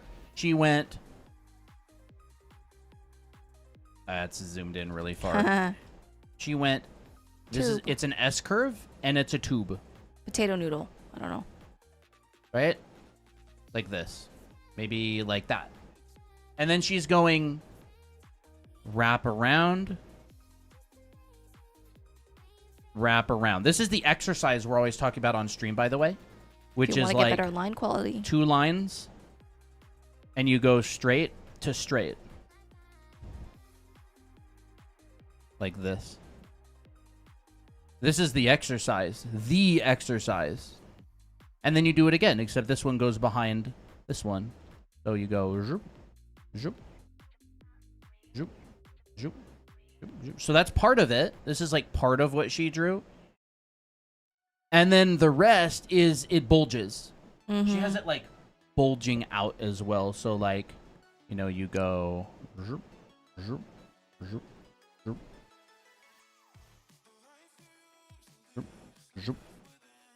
We could go zoop, zoop, zoop, zoop. And then she has like, what do you have exactly? Well, I kind of like bulge it out on the areas where it's not like hugging the, yeah, like that. I do it like that. So it's like modifying the form. Yeah. Like that. And then the bottom is tied up. Bottom is tied up. It's pulled kind of looks together. like a little blush brush. And then it's like a nice. Yeah. So like if you want to know what's going through her head when she draws that, it's this. Except she's just not showing all of it. She's doing it in one go, right? It's like and she's drawing very loosely. Like you can, like not everybody's gonna be like, oh my gosh, that's loose. It's like it is very loose. It is loose. It's very loose, but it's a looseness from someone who knows what they're doing. Like it's loose, not exploratory. Yeah. It's like she's not guessing where the lines might go. She's going, I know where the lines will probably go, so I'm going to put them there. But I'm not going to be too focused on the neatness. Yeah. It's like good enough, good enough. Yep. That's what I'm doing. It looks like a sausage. Baked sausage. Yummy, eat me. Thinking laid back camp. Yeah. Yeah, we're together. We're married. How do you draw an ear? It's a letter D. D. But you stretch this up. So it's a slanted D. Like that. Kind of also looks like a, what is it, carabiner? And then you have the outside edge, which fades off up to the earlobe. This is called your helix. You have this little piece right here on the bottom left, and that is called your tragus. I don't know what it does. It just... Tragus? Tragus is... all I know is that when I like pinch my tragus to my ear hole, like it really muffles the sound. That's all I know. Hold up. This thing? Yeah, that Wait, thing. This thing? Yeah, that thing, yeah. Oh, dang, dude. It's like natural earplugs. Yeah, it's like natural earplugs. So like You've been plugging your ears wrong. New YouTube video. I know, right? You've been plugging your ears all wrong. And then you have this little shape right here, which is called the antihelix. So people who get piercings, you get piercings over here, and sometimes you get piercings over here. This right here is like a Y and a 9. Like it's like the 9, but it's also shaped like a Y because it has these two little tendrils, and then these are also forms. And then these all kind of spiral to the ear hole, and that's how you do it ear. The ear plugging situation is insane. Bacon wrapped sausage is a heart. Yeah. So what I do for ears is I'll just do this. Like this is good enough for most ears because it has all the components you need. One big licorice. Yeah, it kind of looks like a licorice. Still need to learn how to draw bodies of my drawings. I mostly stop at the face. I think just starting to draw the body, even if it sucks, is totally fine. That's how you start learning. Oh yeah. Mm-hmm. Man, I heard this cool thing about juggling recently. Yeah. Yeah, it's like, it was good. It was a good little video about like learning how to juggle is like a thing that takes a long time to do, and it takes people. It like teaches you that some things just take a while. Like there's no like secret to it. It's just like you throw the ball, and it's all about throwing. Actually, it's interesting. I used to juggle a little bit. Really, it's all about throwing. That's interesting. Yeah, a lot of people think that juggling is about throwing. It's about about catching. It's more about throwing. Because like if you throw it, it lands in the right spot. Otherwise, you lunge for it and drop the other balls. Oh, that makes sense. But like, I should learn to juggle, dude. That's one of the skills that I need to develop for real.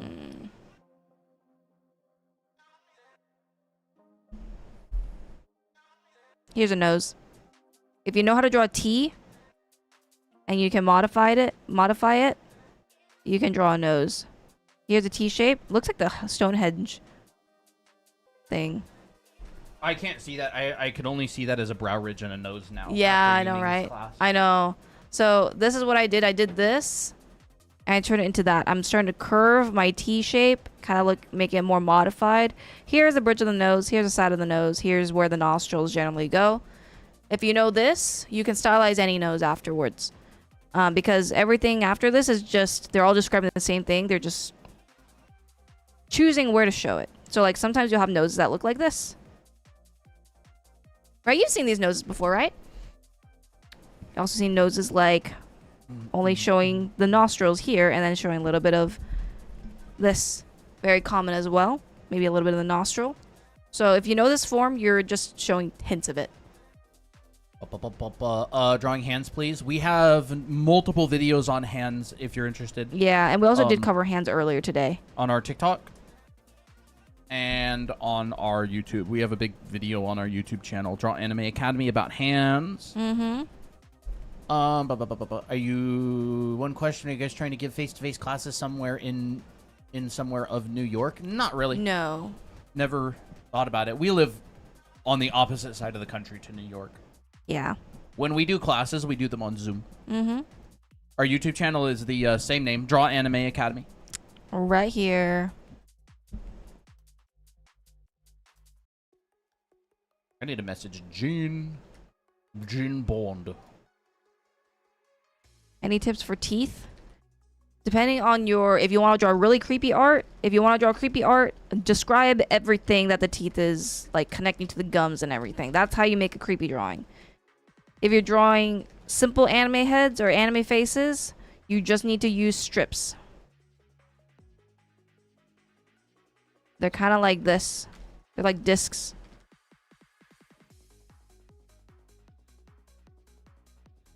With, you know, some little vampire teeth here and there. Some styles will kind of have a mixture of this. Like in My Hero Academia, for example, you'll notice they'll draw in like the teeth, but then they'll show a bit of where the gums go. But it's all just implying and not adding too much detail. So like that just really depends on what kind of style you want. One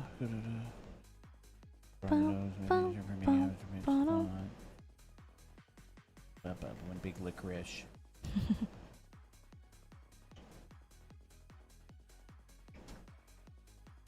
feel like this girl be blonde. I color on the iPad very similar to how I color in Speed Draw. Or not Speed Draw, Draw Me. At least these days I do with this kind of line work.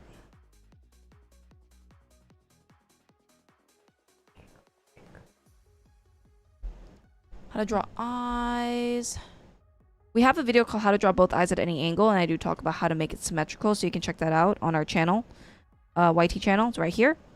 Just look this up on YouTube, and then you'll find those videos.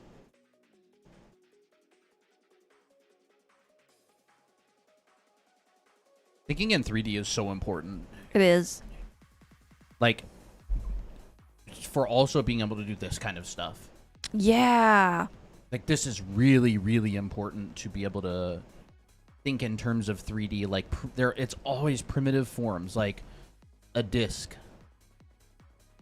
Like, here's a disc. And then maybe coming out from that disc is rectangles. Like this. And this is all in 3D. Mm-hmm. What app do you use to draw? Colton uses Photoshop. I use Procreate. You teach how to draw a side view of both gender and full body. I'll see. I'll think about it. I don't know if I'll cover it today, but we'll see. Right, and then we can like turn all these into boxes. This is how people do like those epic punch scenes where everything's like blowing away, like all of the stone, like intense scenes. Like it's like dimensional objects drawn around a specific form, right? Like this, like, you know, and this person's like, ah. And the same with like this kind of thing, like, oh no. Oh, that's cool. Like, oh no, and then the big boulder's coming or something. Oh my. Run, Indy, run. Mickey Ball.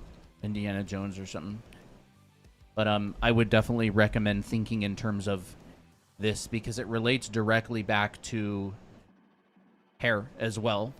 Like thinking in terms of primitive forms and then adding complication. It's like starting simple and then working to complicate it. Mm-hmm. Helps a lot.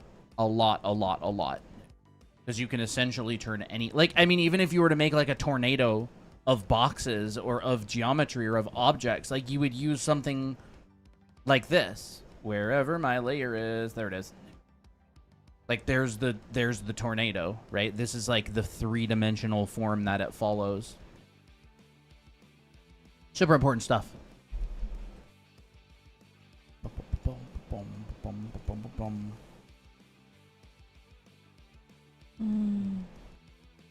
And like drawing in 3D is really something that you develop. It's like an ability that you develop from practice and study and a lot of exercises. Like there's a reason that pretty much all of the really good art teachers out there, Proko, Artwad, Broken Draw, Mark Brunette, like they stress form and dimensional drawing so incredibly much. It's fundamentals. So incredibly much. is because it is so incredibly fundamental to being able to draw things regardless of the style. Like almost anything that I can pull up. You know, this, it's in 3D. This, it's in 3D. Like, I mean, anything I bring up, this, it's in 3D. June's 3D. The room is 3D. The chair is 3D. The computer monitors are 3D. Abby's 3D. This is 3D. Like, there's basically nothing you want to draw that's not in 3D. Mm-hmm. And even when there is, it's also a lot of the time going to be 3D implied. Like, I did, like, badges. Like, when I was a concept artist, I did, like, emblems and badges and stuff. You know, like, charms. Like, all of the charms, 3D. They're, like, little 3D things that, like, hang on a belt or off of a gun or something. Like, every single thing is 3D. Even in Pal World, you know, like, those little charms that you get when you beat the bosses? The key spheres or something? I don't know what they are called exactly. I forget. Maybe that's what they are. It's all 3D. Like, if I draw something, I don't know, simple, like this. This is 3D as well.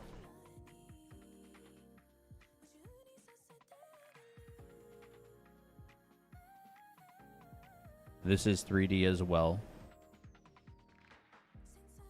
And like that, what she's drawing is in 3D. Mm-hmm. It is such an important skill to develop.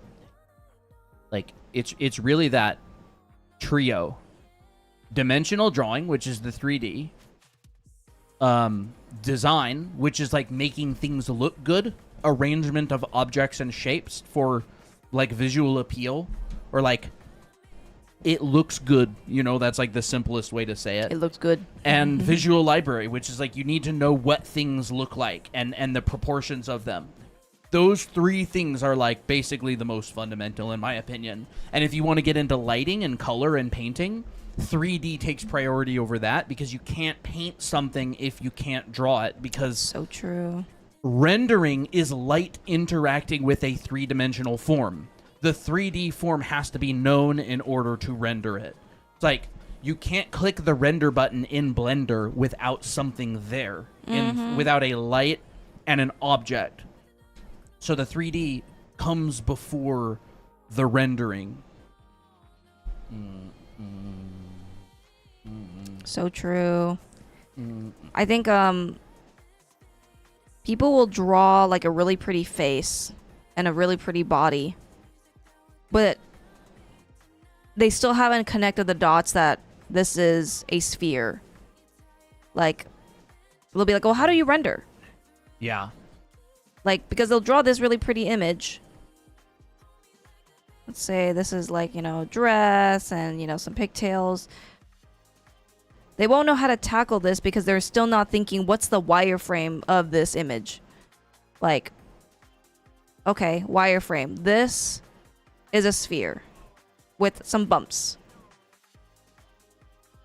And if they never rendered a sphere before, this will be very hard to shade.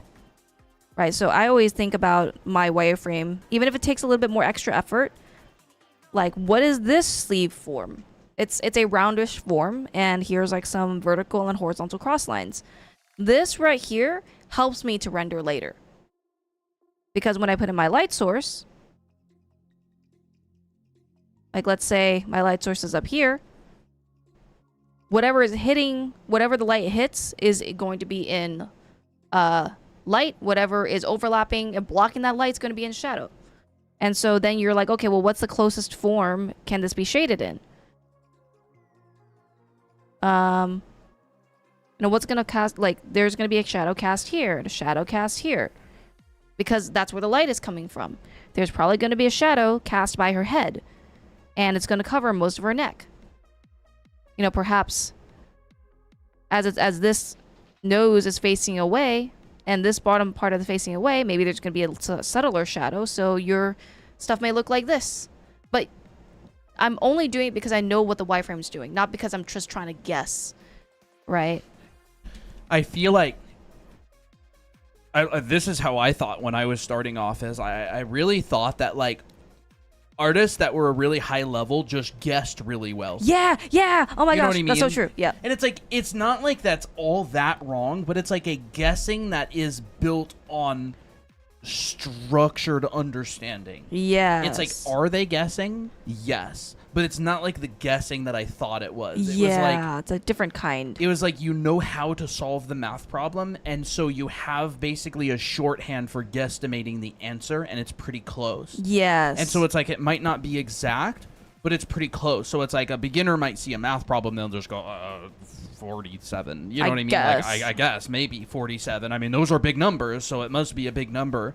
But it's like, pros will go, okay, I see this symbol, I see that symbol, and I see that symbol. This one comes before. Like, they kind of have like this quick, rough calculation that they run, and then they put it down. And it's like, wow, that was like only 3 numbers off. That was really close. Like, Yeah. that's how they draw. They get 80% of the way there. But they do it like long form over and over and over and over and over Yep.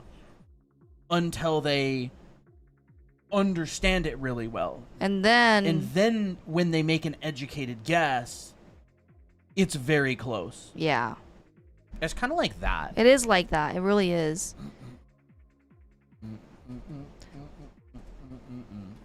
It reminds me of those people who like make Instagram posts of drawing and they're like drawing starting from like really awkward areas, but then they magically come up with like a really nice piece.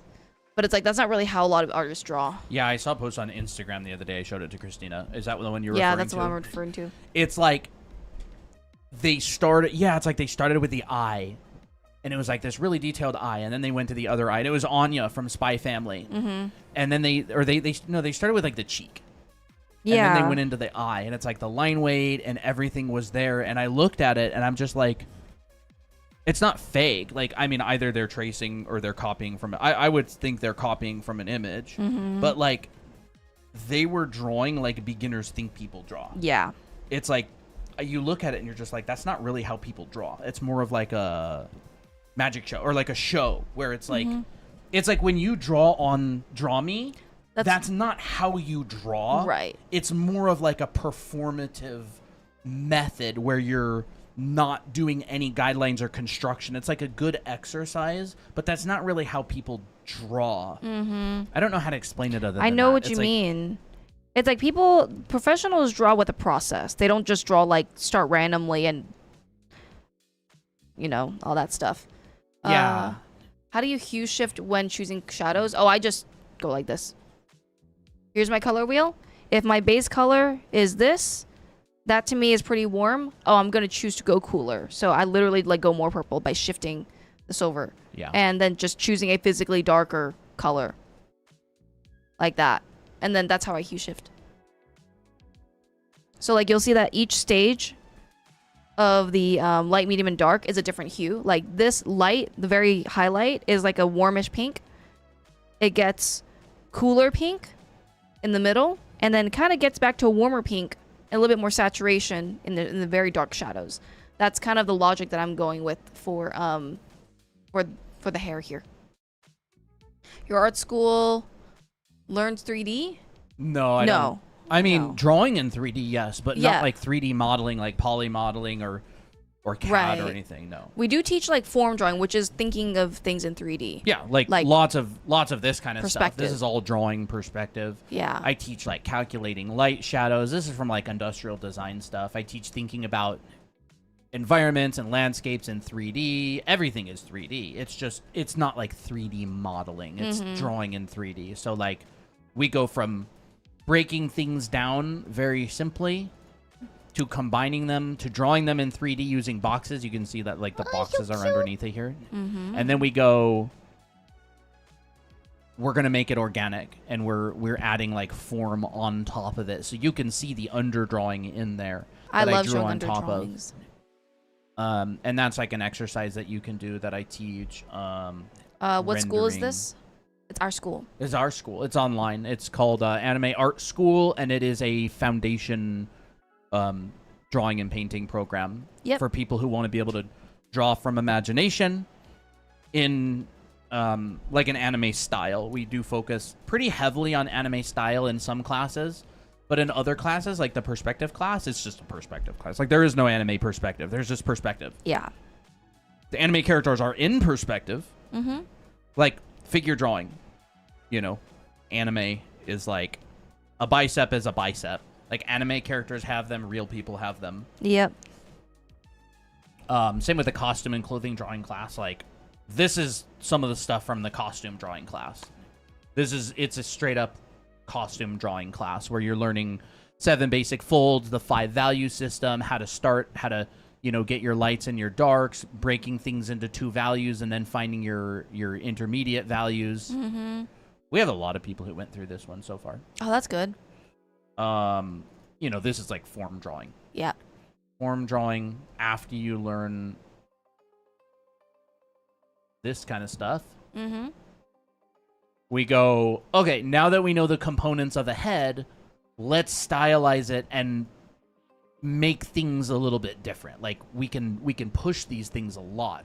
Mm-hmm. And as long as they have those components and they're drawn in 3D, it's gonna make sense. Like this is like Megamind almost. Yeah, Megamind or Squidward. Yeah. I think Megamind has a little nose, right? Megamind, I think, has a tiny nose, yeah.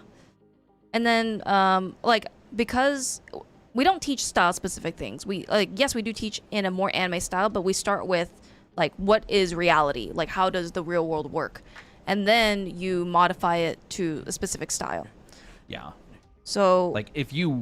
I would recommend, if you want to go anywhere as an anime-style artist, it is 100% necessary to study Foundation. Yeah. And that has really nothing to do with anime. It has to do with, your foundations, perspective, color theory, design, shape language, composition, which would fall under design, the planes of the head. Mm-hmm.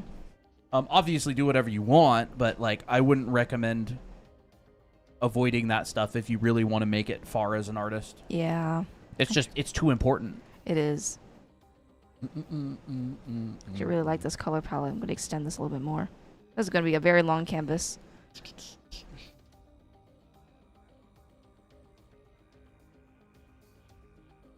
Bum bum bum bum bum bum bum.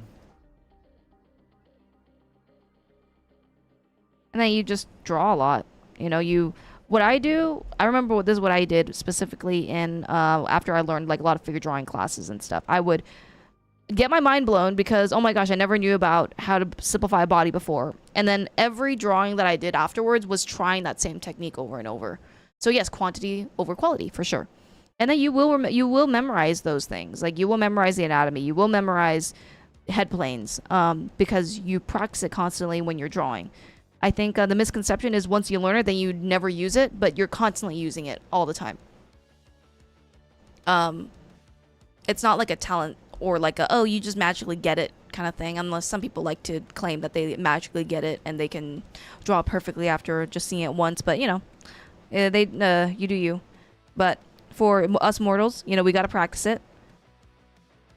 We got to think, okay, when I color this image, what's my light source going to be? What's my color, my general color is going to be? Is it going to be more pinkish? Is it going to be, what's the situation? It's kind of cool, actually. You can see that even when I'm drawing this little drawing here, I'm, experimenting. I'm experimenting with, really hot pink line work and using it, a general, pinker tones in her hair and potentially in her skin. I may make the line work a little bit. This is a horrible brush to color with. There we go. I may experiment with the line work. Maybe it's too bright and it hurts people's eyes. So I might go in and be like, okay, let's just use a darker pink. Oh, that feels better. The darker pink works because there's light and dark. It feels harmonized for the most part because I'm kind of going with a pinker hue.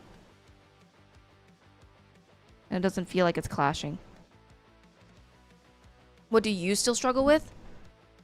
I still struggle with making the character more cohesive with the background. I'm trying to practice it more by forcing myself to include backgrounds in my illustrations and trying to find the space. There's this one piece that I've been doing,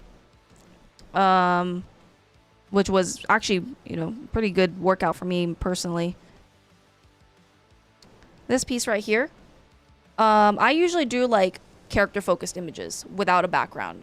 I usually make my backgrounds flat. But this one, I was like, you know what? I'm going to try my best to make the background more cohesive with the character. So I drew the character and then I basically made my own perspective grid in the back the best I could and then put a background in it. So like that's what I did with this illustration.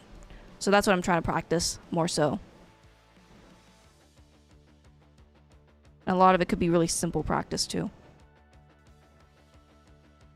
What app is that? This is Procreate.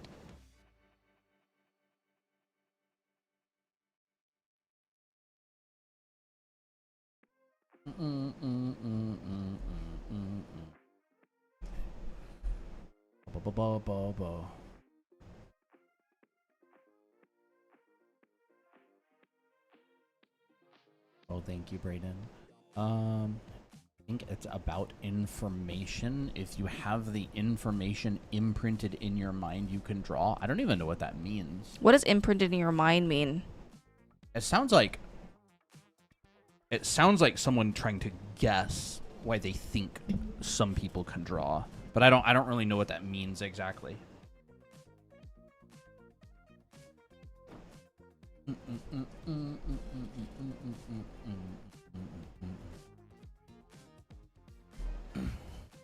No imprinting here. I mean, no. obviously there's a lot of practice and exercise involved, but like The way you imprint it is through practice is the thing.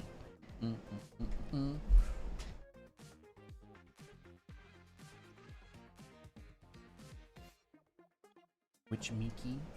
Yeah. Mm-mm.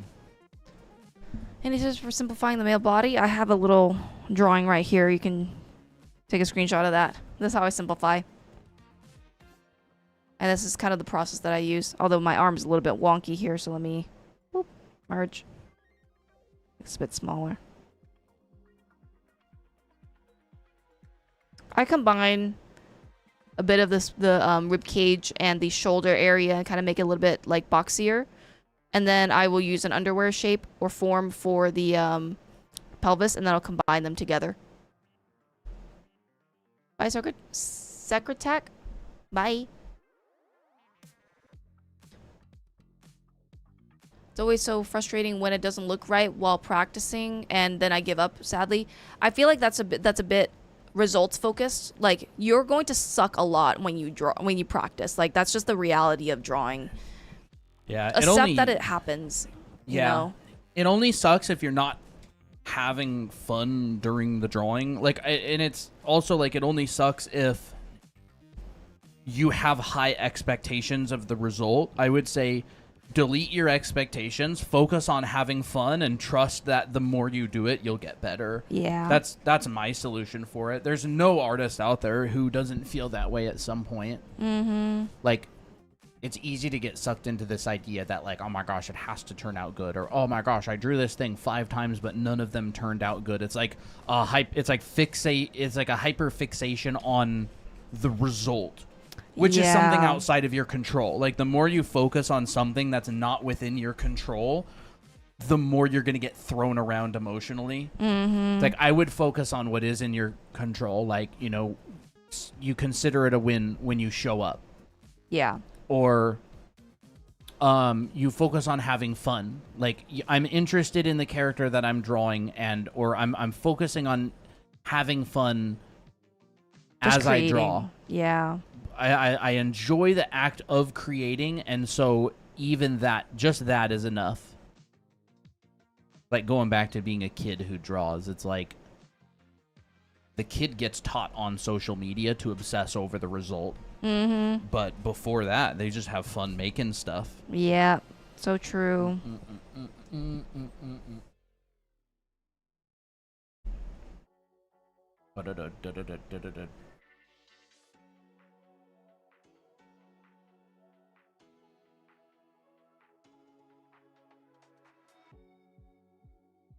I'm just looking for tips and criticisms on my newest drawing. Do more. Make a new drawing.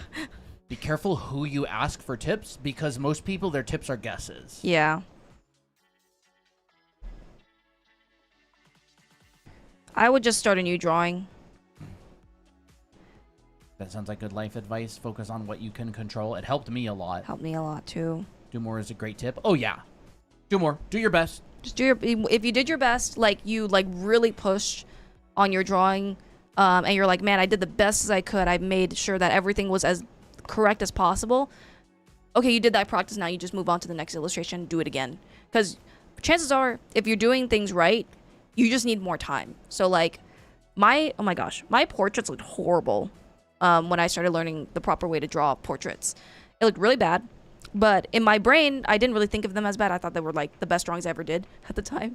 And then it was only when I looked back, you know, after doing more portraits, and I'm like, man, why did I make that decision? But I didn't know at the time, you know. And it's also honestly That's important okay. to have a healthy amount of delusion. Like there's nothing Yeah. wrong with a little delulu. Like Yeah. if you knew the reality of a lot of things, you would never even try. And so like you kind of have to be a little bit delulu. How many times do you hear people say, if I knew how hard it was going to be, I never would have started? Like you kind of got to be a little bit delusional sometimes. Mm-hmm.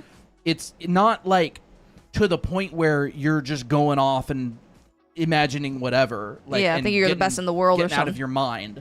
But like a little bit of delusion is really important. It's like people who are too realistic about things often bum themselves out with Yeah. the sheer amount of work that things take. They're too realistic, and then, you know, not realistic doesn't mean good. Yeah, 100%. That was me when I wanted to be a concept artist when I was in high school.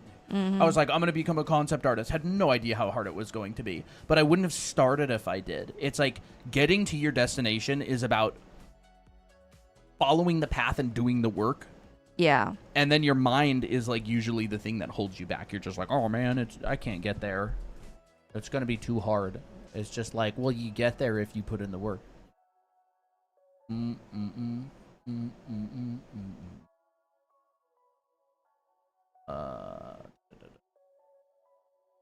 I have always thought my work is good, but perfect isn't my goal, and maybe I'm delulu. That's good. I love it. I love hearing that. Yeah. And it's good to see you make the muse. It's okay to be proud of your artwork is the thing. Like, I think people go both ways as to saying like, oh my gosh, my art is so perfect, I don't need any corrections at all. And if anyone tries to correct my art, like, or if I ask for feedback and people like correct it nicely, oh my gosh, they're like so wrong. There's like that end of the spectrum, and then there's the other end of the spectrum where it's like, my art can never be good, I'm always gonna be a failure. You kind of have to be like in the gray area where it's like, I did my best, I know I can move forward, but I'm having fun, so I just gotta trust and keep working hard. Mm-hmm.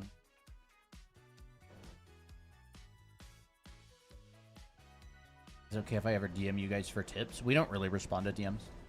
We have on a TikTok. lot of DMs, honestly. Yeah. And we have a Discord server. You can post your work and critique and art help channel or whatever. But remember, like, getting tips is up to someone else's, like, desire. So if you make art friends and you hang out with them and you contribute, people are going to be more willing to give you tips because people's time is the most valuable thing that they have. So, like, if you post and ask for something, it is completely up to them whether they give you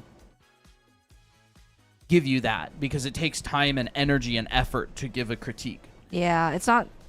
And so, like, simple. I would say, if you're going around looking for tips, don't be offended if people don't feel like spending the time giving tips for free when they're doing something else that's important to them.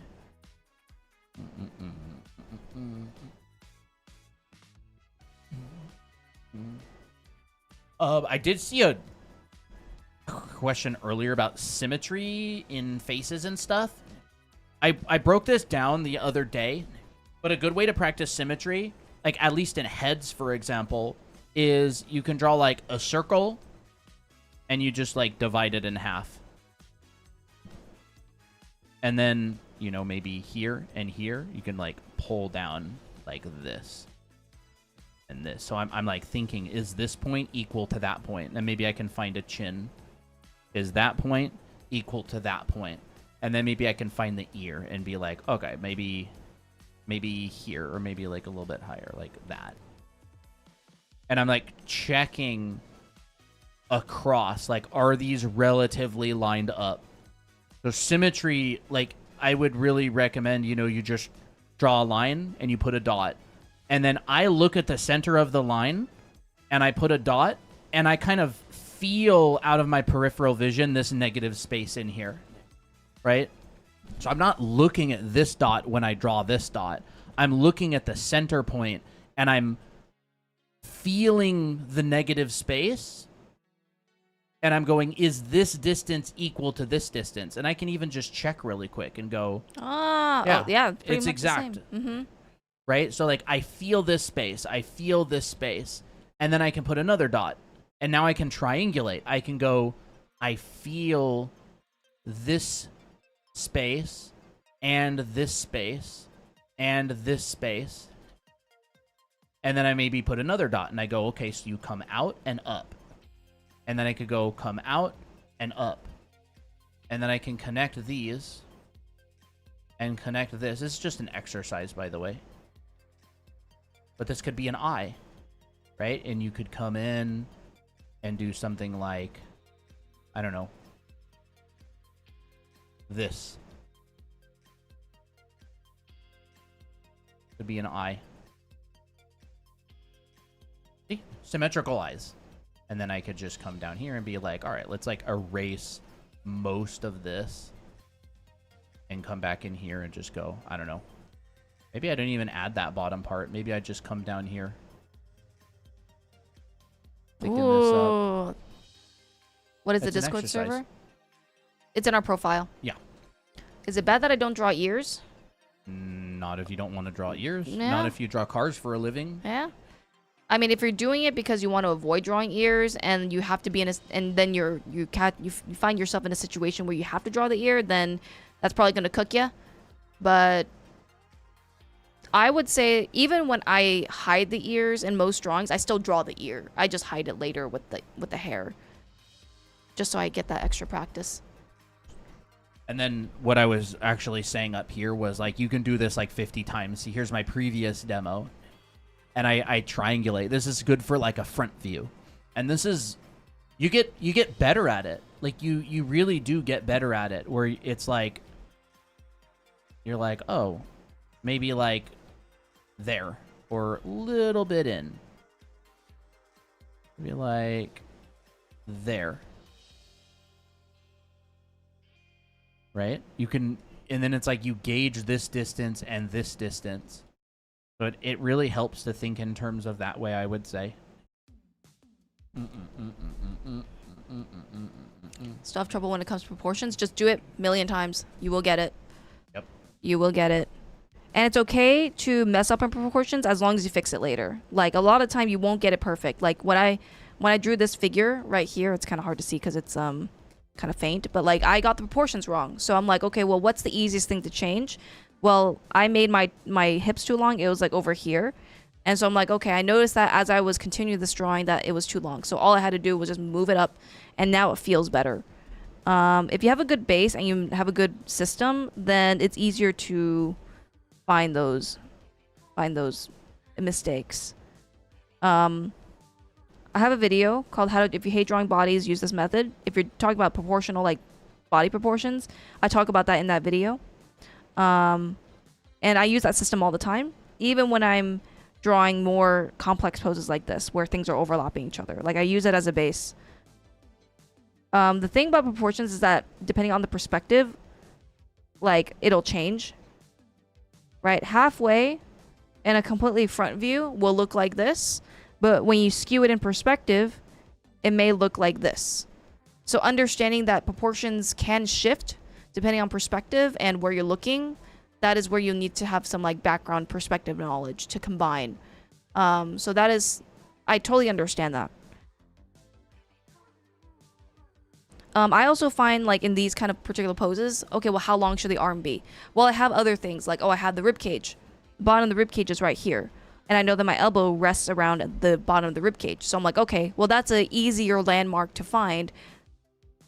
Here's how I make sure that that works well. So I just, like, put a little tick mark, swing it out. That's where my elbow is. And then I'll find the length of the upper arm. And generally probably move it down to the lower arm, but if this is foreshortened, then this will be shorter. So it just depends on the pose as well. But there's multiple ways to find perspective, even with just individual body parts.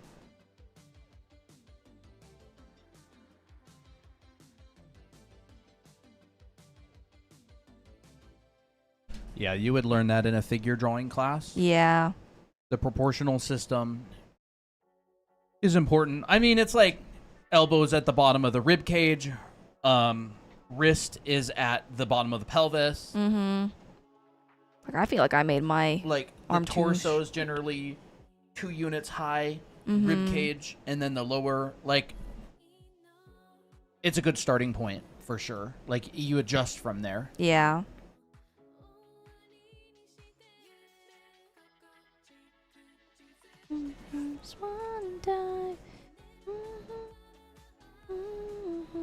And then I would also say do a lot of studies. Do a lot of pose studies, and then try your best to like find, okay, well, here's my shoulder and here's my pelvis. Okay, now if I bent it this way, then this looks about like the halfway point.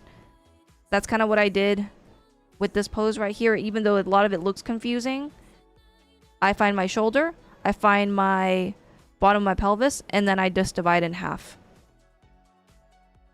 Okay, there's my general torso size. This stuff may need to be adjusted because of the nature of this pose. So, like, maybe the legs need to be a bit thicker or whatever. And then you do that. My daughter loves drawing, and she's so good. But she thinks digital art is hard. Digital art is hard. It has a lot of stuff to think about. It will become easier the more she does it. So... what app do you recommend for beginners? A lot of people like Ibis Paint. That's completely free on the iPad. I love using Procreate because I'm used to it, and I'm used to the UI. I really recommend it. It has no ads, so it doesn't break flow, and you can just draw on like so many things, and it's really versatile. Personally, Procreate is what I would recommend. It's a really it's a really good program. We got her a drawing tablet, but she doesn't use it much. I think that's okay. Like, she might have a phase later on where she's like, you know what, I really want to do digital art, and then she'll pick it up again. That's definitely what a lot of people have done. For if you're talking about like, does she have a PC or a computer that she connects the tablet to?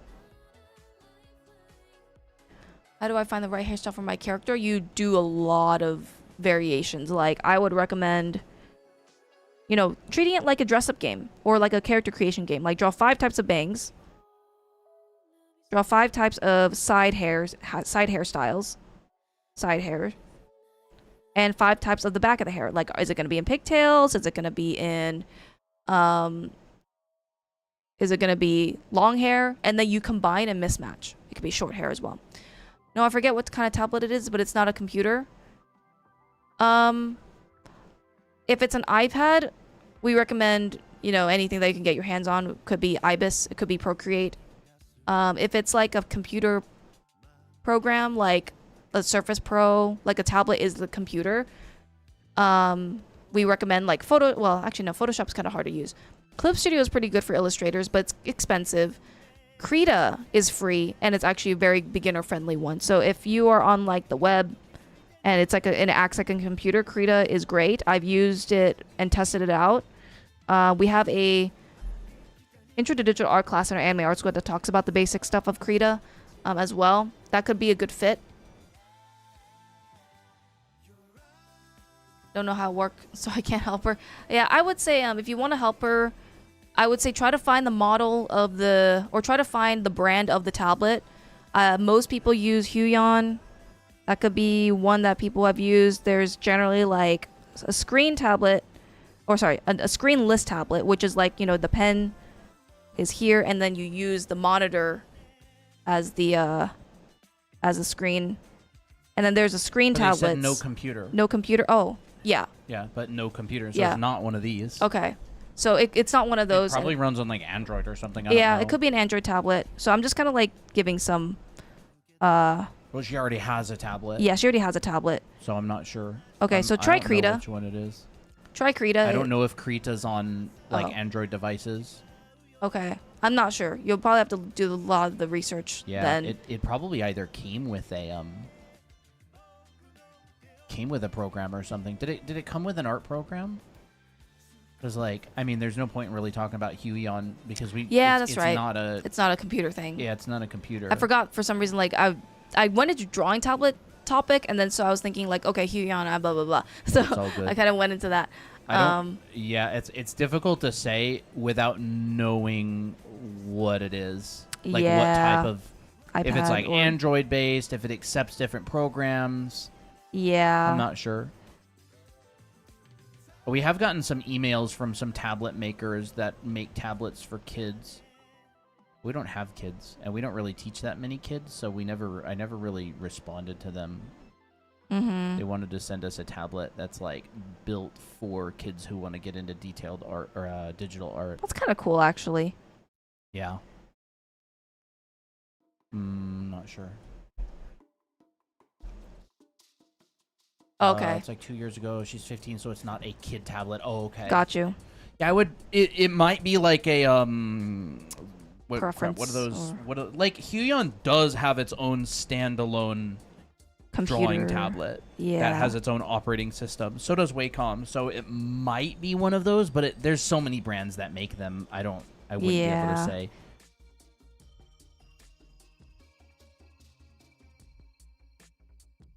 I don't want to like necessarily overload you with information. That's a good point. Yeah. I'm just not sure.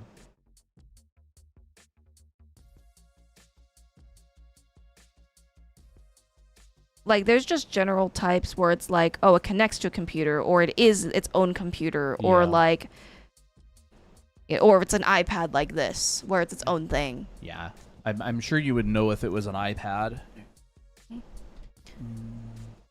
She gave up quite a while back, so I want to get her to try again. I find that, like, the motivation to try something that's difficult, it's like, instead of making the thing easier, maybe you could find a way to make her desire to do it more, to push through. Because there is definitely a learning curve. But, like, maybe, I don't know if she has, like, an art group of friends or something to, like, want to improve. I don't know. That's how it is for me. Like, you might not be able to make it easier, but you might be able to raise the desire to make learning worth it.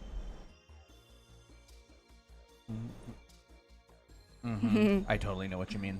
Yeah, I remember the reason why I got into digital art was because I saw so many cool digital art pieces that I'm like, man, if I just did digital art, I could do stuff like that. And I didn't realize how hard it was going to be. Like, I just literally got myself a random $50 like drawing screenless tablet that was like off-brand, and I connected it to my Mac, and then I just worked on a free computer. A free application on my Mac, and I just worked with that, and I just experimented. So it was like, that was my first experience, and I found it fun. And then later on, I'm like, I really want to make my own manga. I should get Clip Studio. And I had to learn the program, but like, I just went straight into it. I just used the simplest tools I could find, and I gradually learned it over time. If your kid, has always done traditional art, which for me, I have done a lot of traditional art, it's going to have you're going to have a lot of adjustment period. Like, for me, it took many years to get used to it. And I just forced myself to use digital art because that's what I wanted to do as well. Yeah. So those are just different factors. It just takes time to get used to. But there's also nothing that says people have to do digital art. Like, I know numerous artists who've never even tried it. Yeah. And they're not even really interested. Like, traditional art is still super goated. Yeah. Goated. So, maybe it doesn't even have to be. Maybe it could just be like, I don't know, something like that.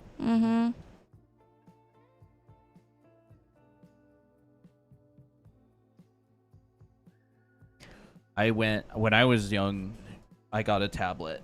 It was like a Wacom connected to the computer. And then I went a couple of years without using it at all. Like, literally years. And it wasn't until I was in high school that I actually got back into digital art. I drew just traditionally on paper with pencil for a long time. I could do it in class. I could do it on the margins of my paper. And then like the skills are transferable, so even if she doesn't learn it for 5 years, like all of the skills that she learns now are going to be transferable. Yeah. Form drawing, figure drawing, design, mileage is something that transfers. Like I drew a lot in high school. My gosh, dude. Mm-hmm. And it was all traditional, or most of it was traditional. A little bit was digital later on. Totally transferable skills. Yeah. Reminds me of the good old days. Oh, I love that drawing. You should redraw that sometime. I should. Crap, dude. Stinking DeviantArt. We were worried digital art would completely take over completely. Yeah. There's a lot of people who like just focus on traditional just because they like the feeling and that they're used to it. But yeah, I totally get it. It's fun. It's fun having like a parent that is like supportive of the kids' interests with drawing and stuff. It's so nice. Yeah. That's really good. Yeah. I think once the desire for her like comes naturally, then she'll naturally want to learn it, even if it's difficult. Yeah. She's in an arts academy, high school. That's fun. Christina went to one of those. Yeah, I did. Learning a lot of different mediums. It's really cool. Very fun. The question: where do you put the do you know where to put the wrinkles on the clothing of the characters? Yeah, wrinkles are caused by tension and compression. Mm-hmm. So they'll show up in areas that are under compression and areas that are being like tugged. Generally speaking, a lot of the time they'll be on the shoulders, under the armpits. Like if I hold my arm out like this, you'll see top of the arm because this is pulling down, right? It'll tend to build up at around like the waist for shirts. Mm-hmm. For pants, you know, it'll be in the crotch area. It'll be in the knees. You can kind of like track the flow of tension through a piece by connecting like the dots a lot of the time. The knees for sure, like the back of the calves. It really depends on what the character's doing exactly, but it is definitely something that's predictable. I would really recommend doing a bunch of clothing studies of people in motion and physically mark out like, oh, this area is being compressed. This area has tension. This area is being pulled. Yeah. This area is scrunching up, and you'll start to notice similarities. Like, oh, this seam lines is also a really good way to add folds as well, because that's where the cloth connects to each other and is sewn together. Try that as well.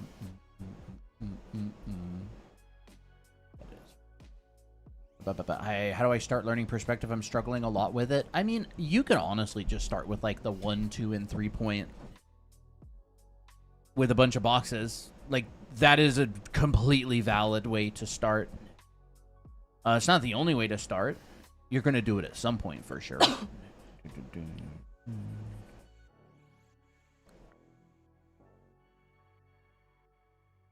I really want to start animating, getting money from it. What school should I go to for anime? I don't know. I'm not an animation person, so I wouldn't know. Yeah, I don't do any animation. Procreate's been your favorite digital art for the past 5 years? Yeah, it's super solid. I like it a lot. Yeah, I would say like the easier the program is to use and the more like less things I have to think about, the more I do digital. So that's why I like Procreate a lot.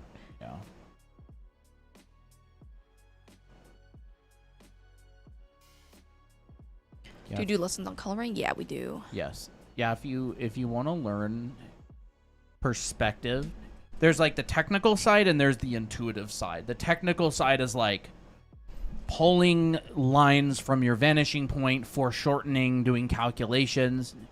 And the intuitive side is like drawing things that have form and dimension to them, not with like a strict grid.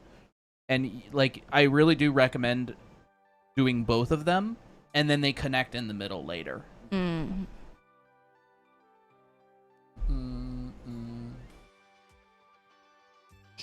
Yeah, lessons on coloring we do. I did a little demo. Well, this was a demo from the other week, and then this was a demo from Monday. So I do coloring lessons. Someone asked how I draw grass like this, and so I did like a new demo, but I've been obsessed with Pal World, so I made it a Pal World thing. But you can check that out on our YouTube channel, Draw Anime Academy. It is in our live stream tab. I did a lot of that live and explained my process and thinking and everything like that. Yeah. And just by the way, like if you want to learn how to draw in general, like we have a school. Colton teaches how to paint like that actually in our school as well. So if you want to check it out, here it is. Yeah, Anime we Art have an School. online foundation school that focuses on the fundamentals. Yeah, it does. So if you want to like learn how to draw hair, how to break down different perspectives of people, noses and backgrounds and color theory, and how to make sense of all that stuff, that's what we teach in Anime Art School. Mm-hmm. And we are throwing a little promotion where if you get it, you Big get promotion. big promotion, not little. Definitely. big promotion for sure. If you get Anime Art School, you get a watercolor of your own OC, and it's mailed to you. So it comes in like a little package like this, and I draw it on stream so that you can see it. Yeah, so if you buy the school, you get a free watercolor of your character. It gets mailed to you, no extra charge. Yeah. And we did a number of them the other week. Mm-hmm. They were fun. You can go check our previous live streams if you want to watch them on YouTube. Your school, how much teacher? Do you mean like how many teachers, or do you mean like how much is the school? We teach it. It's Yeah, a we teach year-long program. It has a bunch of different classes, and it's self-paced, so it's like you go through it on your own time. It'll take you about a year to get through. It's a lot. It's a really, really big school. It's Yeah. many different classes, and it's $497, and it does come with a free watercolor right now Yes. because we're running a promotion. Yeah. So if you do get it, let us know that you want the watercolor. You can do it through Discord or like even on TikTok if that's the only place you can reach us, and we'll set that up for you. That's a total price for the year. Yep, it's a one-time payment. Yeah, one-time payment. You own it for life. It's like a recorded college, kind of. We don't mess around when it comes to foundation. Like we teach really, really important stuff. Forgot You know, this. figure drawing, anatomy, clothing drawing and rendering, heads, faces, expressions, character design, perspective, painting, color theory, backgrounds. Like just as an example, like I mean, this is a demo that I did the other day on live stream, but these are some examples of what's actually in my painting class, which is class number 6. So you learn everything to get to this point. You learn the perspective, the color theory, how to set things up. This is like a class that's pretty far in, so you go all the way to this kind of stuff. But before that, you know, you're rendering, like this is all rendered with a basic round brush, point light. And we use very simple tools as well. Yep. We don't use anything complicated. It's just basic layers and brushes. How do I join your school? You can check it out here. Drawanime.com. That's our website. And it'll be the yellow button. Yep. You know, perspective, overlaps. You can take a screenshot of that if you want. Yeah, it even comes with a bonus class on digital art. So like Yeah. if you're completely new to it, we have that as well. Yeah. Digital art is just, it's not that difficult to get into if you use basic tools. Like basic tools of digital art can be learned in a couple of hours. It's not a lot. It's like, Yeah. you got layers, you got a brush and eraser, and you got like a selection tool, and you have like the color wheel. And it's like, I don't use anything complicated on stream. Yeah. It's like, I use layers, color wheel, brush, eraser, and like selection. There's like an organic selection tool, which makes your mouse the selection tool, right? Can change colors. You got like the marquee tool, which will do like rectangular selections and circular selections. What colleges did you guys go to, or is it self-taught? And We went to schools for it. brushes, but I just use basic brushes, and we provide all the brushes that we use in the school. Yep. And you can even go through, like, this looks really complicated, but you don't actually have to mess with this at all. Yeah. Like, it looks complicated, but it's not. And there's like opacity, which is like how transparent. see-through your brush strokes are, right? Like if I drew on top of this with a low opacity, it like builds up. If I draw on top of this with a high opacity, you can see that it's not see-through. Those are literally the only tools that I use. And then there's a couple of specific things like locking the transparency, which means that you can't draw outside of what's already been drawn. There's layers, like a new layer. You can move this layer around separate from the one underneath. Like, we just don't use anything complicated. Like, you'll see on stream when Christina uses Procreate, it is Raw a drawing. pen on a piece of paper. Like, that is Yeah. how she uses it. She might add a layer or two or do a selection here and there, but it's like a couple of layers and the color wheel and the brush and eraser tool. Yep. That's like 90% of it, 95% of it. That's so cool. Y'all are informing the people who can't afford college. Y'all rock. Oh, thank you. Yeah, that's what we do. You know, Yeah. our college is very expensive, so we try to give an alternative. Yeah, Books and Plants. I like that username, by the way. I Have a love good that. night. Yeah, have a good night. Yeah, we go live all the time. So Monday, Wednesday, Friday for sure. Mm-hmm. Ew, What? little spider on the monitor. Ew, where? I saw him like running around. Where is he? Oh, that's gross. Oh, I have a jumpy spider in my garden. Do you? That's Yeah, it's cute. That's the only spider that I like. And maybe some ones that are pest. Where is he? Been drawn for 10 plus years and I'm Ew. still beginner level. How do I progress? And I'm a traditional artist. Learn the fundamentals. There he is. Where? Ew. Touched. So learn the fundamentals. That can be good for traditional and digital. The basics of drawing is this. Anything that you're going to learn with drawing is form drawing. So that is dimensional drawing, perspective, etc. Whether you're drawing bodies, environments, still lifes, whatever, any objects, that is all form drawing. And if you know how to do this is like a big part of a pyramid. So if you want to learn how to draw and improve, focus on your form drawing. This could be like perspective, understanding how to draw basic forms, how to describe form, and proportion. Form drawing proportion is great. You know, then it's like, you know, additional information like detailing, anatomy, etc. So like, if you know how to do this, you can then render or shade, and you can also add detail and etc, etc. So like, I would really focus on this, and any subject that you do, if you want to start off with bodies first, or you want to start off with environments and first, you're still going to be doing this.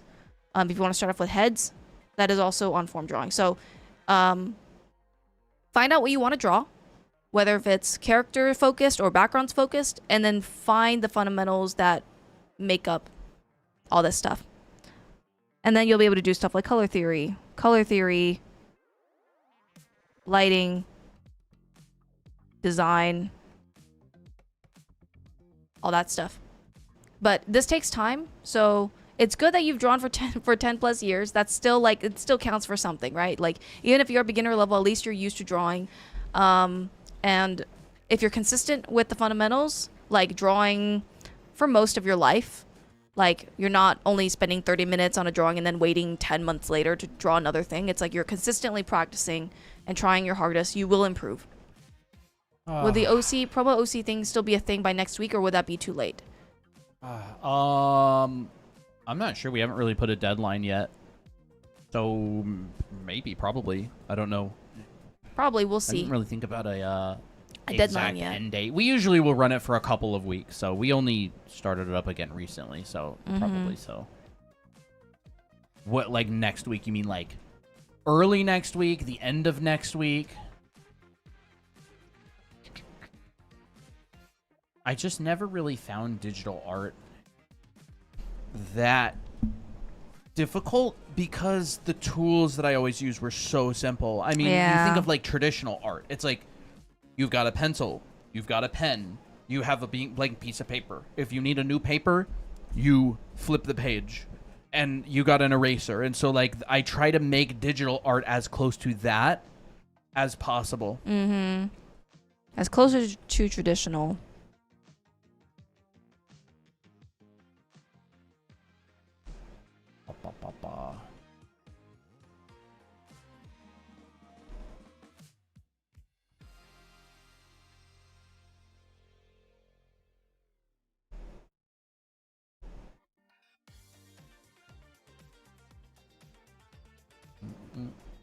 How long will it take until I can do semi-realism? I'm trying to practice at least 6 times a week.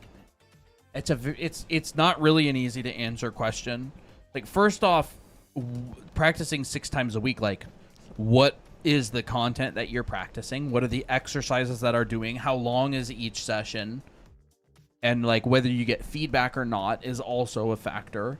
How long is each session of practice? What specifically are you practicing? How are you practicing it as well? Like it's a very difficult to answer question. It's like there's too many factors to just say, oh, you'll get there in like a year. Yeah. Because like that depends as well. It's not. I would not be doing you a service if I were to just throw out an answer. Mm-hmm.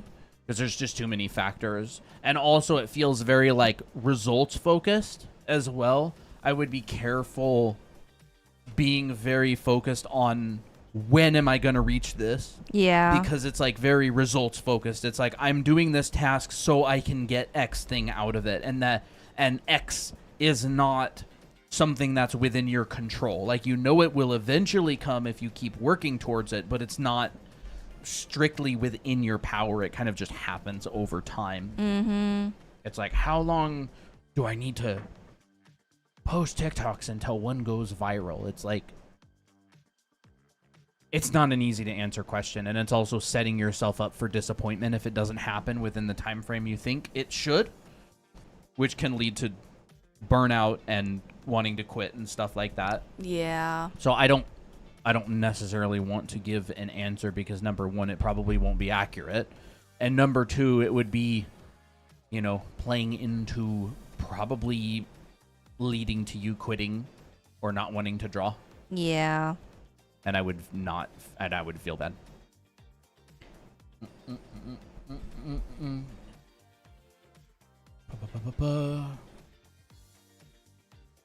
can I make my character blended better in the background?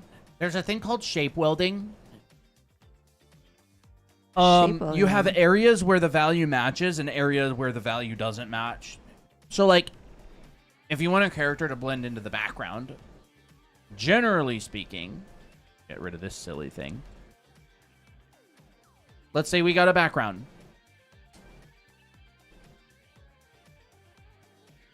And, I don't know, my background looks like this. And whatever, I got, like, some perspective lines out there. And then, I don't know, mountain. And, I don't know, clouds as well. All right, so there's our background, and we want to put a character on it that blends in. Well, first off, it has to be in perspective, but secondly, what we can do is we can go, here's a character, and the dark is against the light, and then we can go, maybe part of this character has light on it, right? Maybe it's like this. And then we have dark as well. So we're going to get, right, we can do maybe something along the lines of, like, I don't know, this.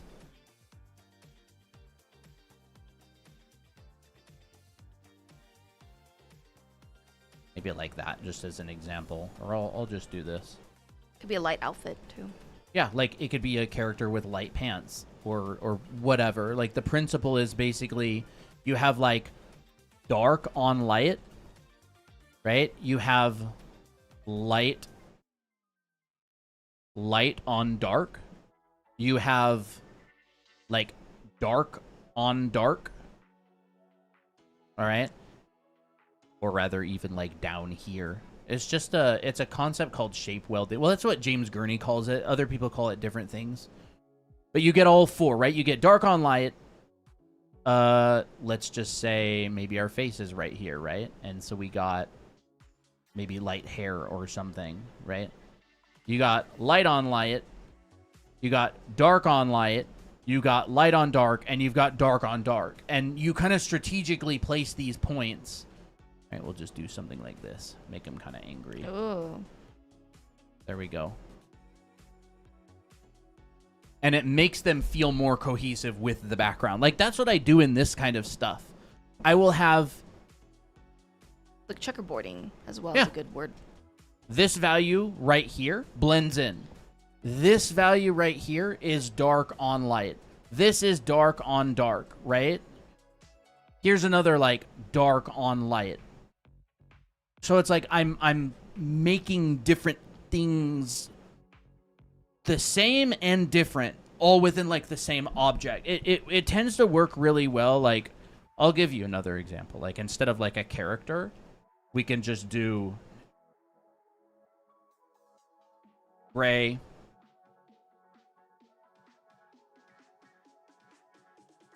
Handy dandy sphere. Our handy dandy sphere, exactly.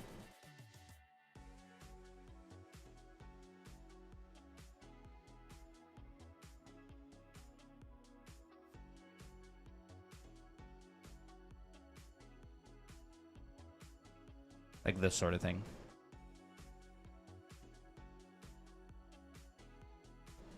And then we could go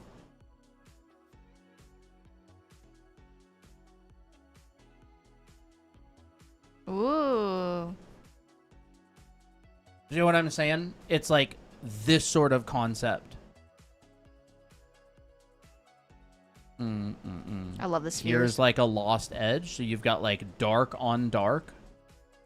You've got light on dark. You've got another dark on dark here. Right? It like has these components. So it like feels integrated because some areas are blended together and some areas are separated and contrasty.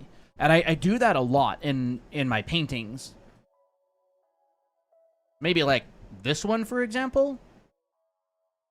This roof right here has a contrast, a sharp edge contrast. But like down here, like the building into the ground is very low contrast, right? Same with this, like the top of this block right here is contrasting with what's behind it, but the side of the block is blended into the ground behind it.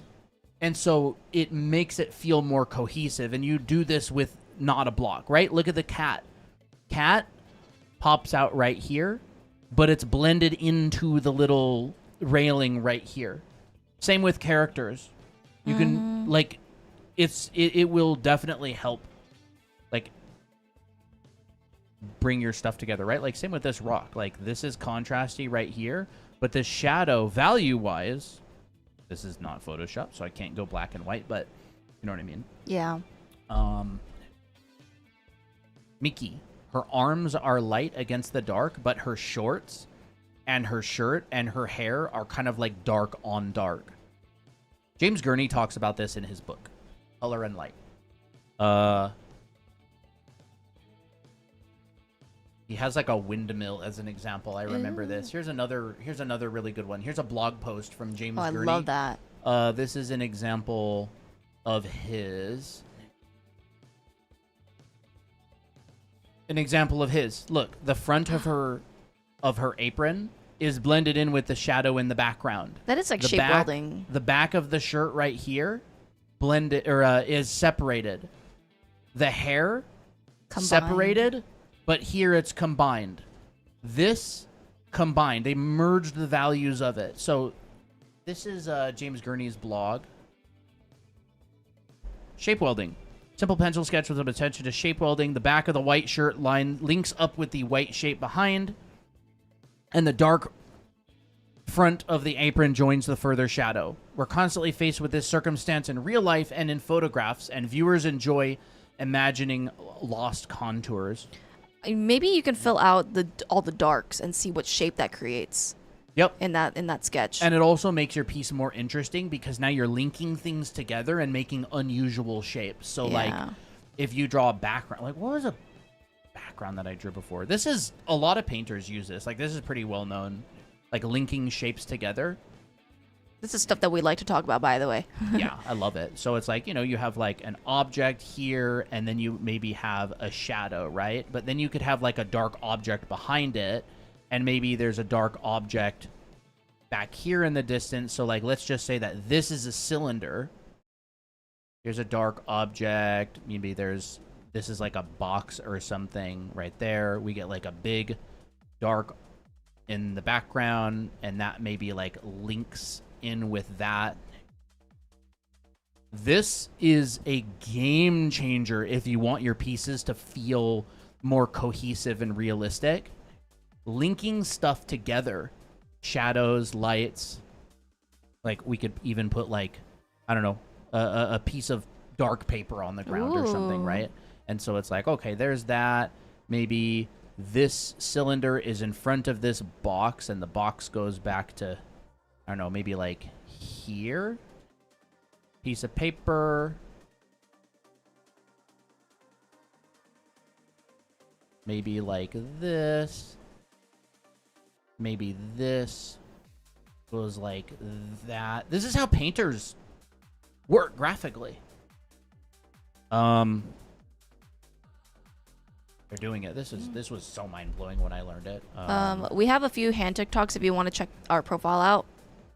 Oh, that's a great one. This I was love that. Such a big deal for me when I first learned this. Is like thinking in terms of massing. Like what people want to do is they want to keep things separated naturally, right? They go, Vegetables here's on a this cup. side.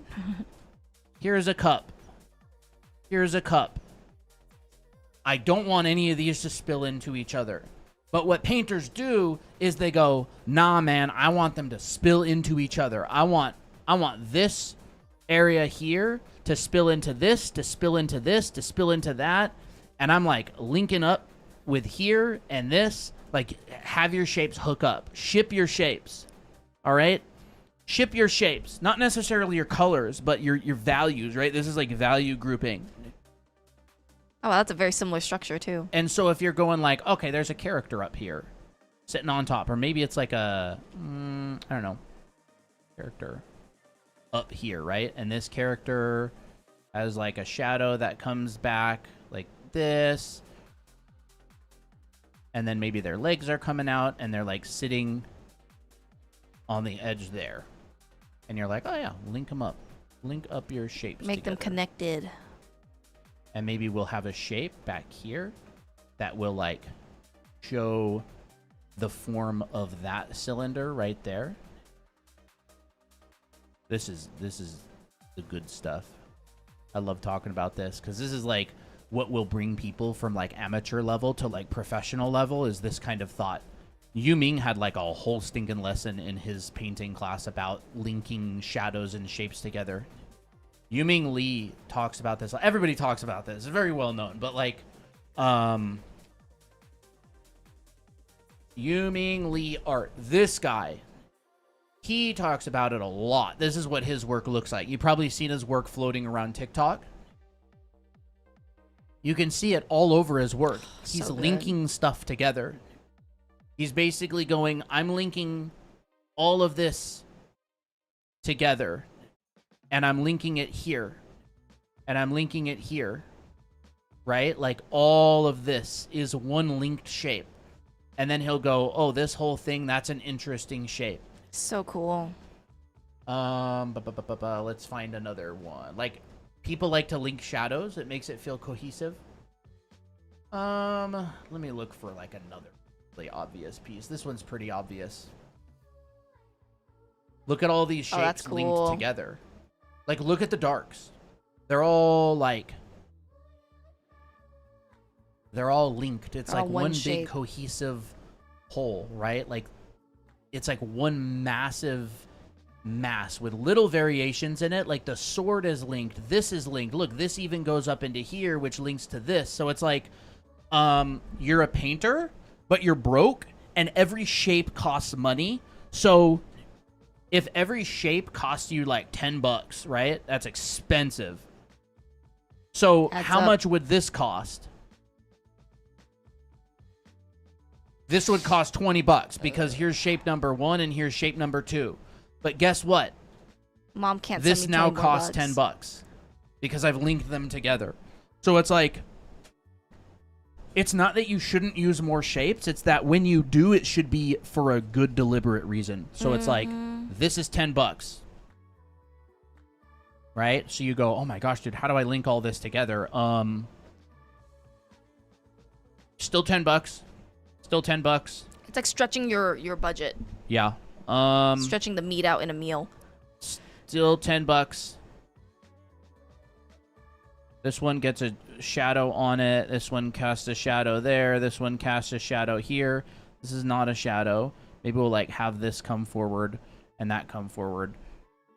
Right? And so it's like you have $100 total and you have to do the entire painting. This is so important. Like I literally cannot overstress how like relevant to painting and making an appealing image this concept is. Right? This is $10 still. Why? Because all of my dark shapes are linked together. Right, we could link this. There we go. So we could basically say, we could like, count all of them, right? Let's just say we have this dark shape is 1, this white shape is 2, this shape is 3. So it's like $30. And we built an entire composition. Like, let's go. So it's like these light shapes have to be pretty important in order for me to spend 10 whole bucks on them. Like, let's be honest. Right? And then we could use some sick negative space at the bottom. There's like a little still life. What if we did something like this? Ah, you could put a person in it. Reminds me of that one liminal space drawing that you did with the houses and the tree, the colored trees. Ooh. Analogy using money really helped me. I'm crying. It Helped does. me. Because it's something I relate to. Who's not broke, dude? Everybody's broke. So let's relate art. How to stretch your dollar. Yeah, how to stretch your dollar, exactly. Like, this is a reasonably effective composition, in my opinion. Like, that could be cool. Oh, and it also makes it more interesting because you're doing the concept of less is more. Like, you're making more with the less you have. That's why people with very little things can get super creative. It's because they have limitations. Yeah. Bow, bow, bow. Ooh, look at that. So pretty. Don't want to do that. What was that? Get out of here. I don't know what that is. Where'd you go? There you are. Oh. Mm-mm. Mm-mm. I know that broke life. Yep. We could do a whole painting with just 3 values. And then, of course, you know, later on, you can come down in here and add more, a little bit more stuff.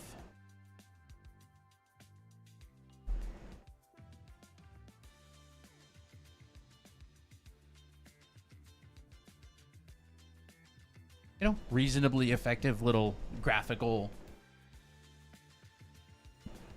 painting.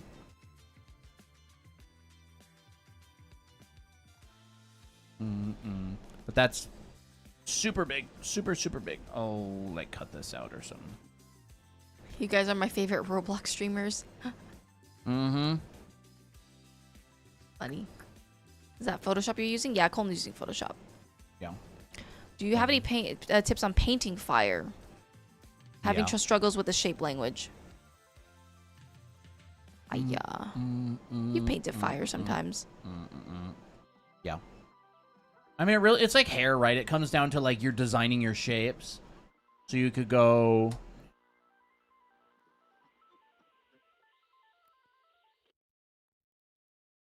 I could design a shape. It could be any shape, right? Like, I don't know. Asymmetrical, maybe.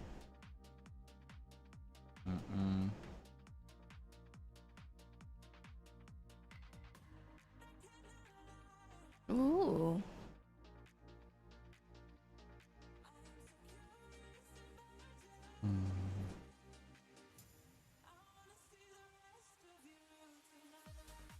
So right now he's just working with a shape. He's not trying to think this is fire. He's thinking this is yeah. just a cool shape. Like, I'm kind of thinking it's fire, but not that much. A little bit. Has some elements of the fire shape to make it recognizable. Yeah. But fire is energy, so it moves in very interesting ways.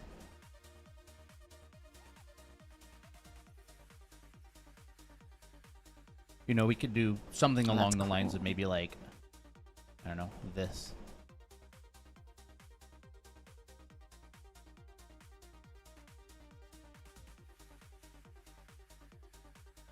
Or like I'm kind of, or you know, maybe I could even like pull this Oh, that's way cool. in and this one up.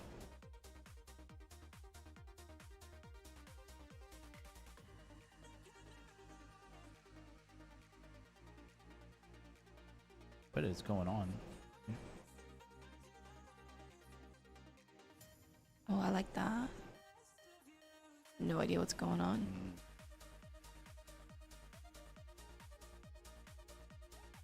Like I would play with it first, and then I would turn it into fire. So what? All the way down there. Playing with fire.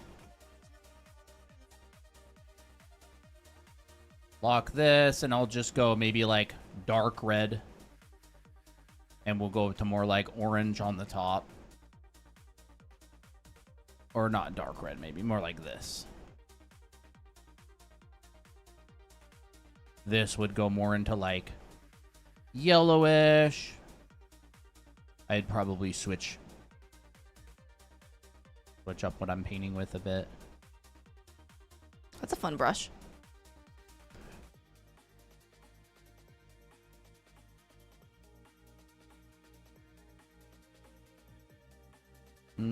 So there's kind of a specific curve that fire takes a lot of the time, and it goes from like red, and now this is kind of like generic fire. It's more of the path that the color takes rather than the specific color, but it'll go up red and into orange and into yellow, and after it gets to yellow, it'll go to like white. Ooh. And then if you whatever blend it together, that's like Whoa. kind of the fire path, all right? And so Path I of could just fire. directly color sample from that and go like, okay, here's my fire down in this area. Down there would maybe be my hottest, brightest part. That's such a fire drawing tip. And then we'll go into maybe like orange. But again, like it doesn't have to be this. It could also be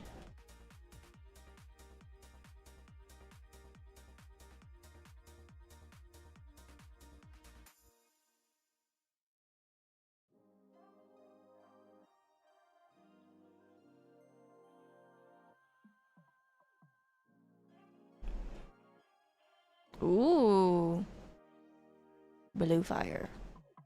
Is there a similar brush to this in Ibis? I don't know. I don't know, I haven't used Ibis. Oh, that's a lovely blue.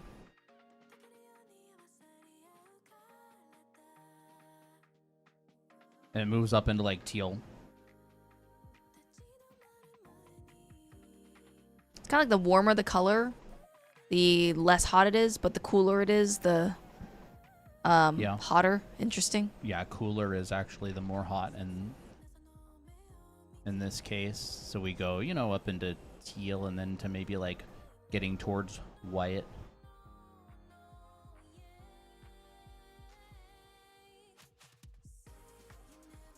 Maybe over to like white down there. So like you could have fire like that. That's cool looking.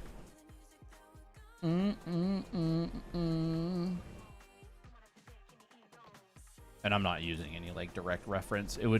I should be. Looks like fire enough.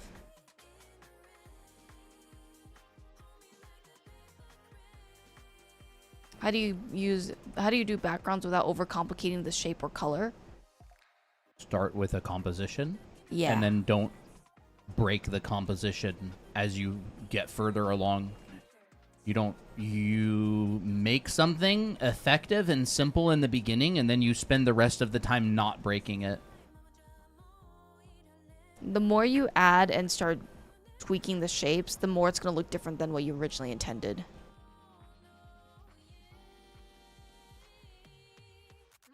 That looks very bright. I need that brush in my life. A lot of people are liking this brush. I don't know what it is. Not the brush. Not the brush. Nope. Obi. You know, that.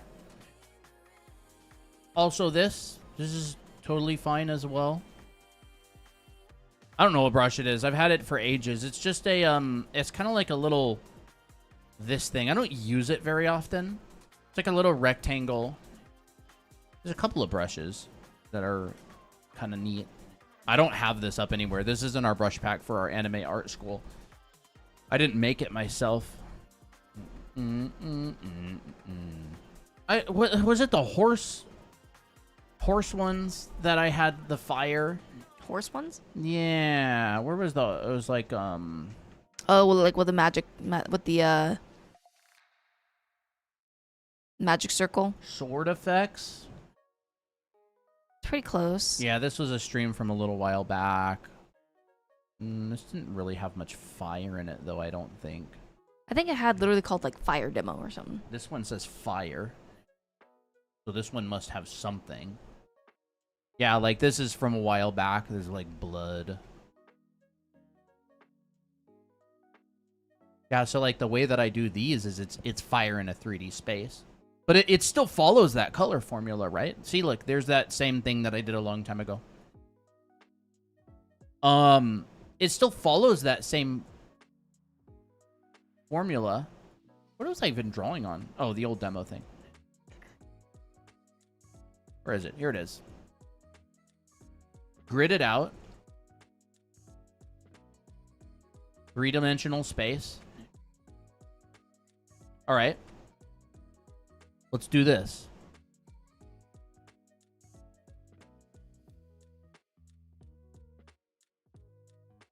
Vroom. Ooh. Right? There's like a ripple or something.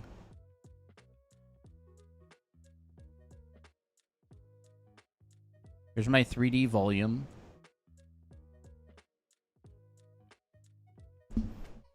It's funny. If I were you, I'd follow this tutorial to a T. You guys are making funny fire puns.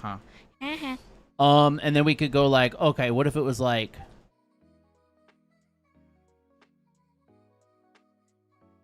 this sort of thing, like the fire. Maybe there's like a person down here and they're like,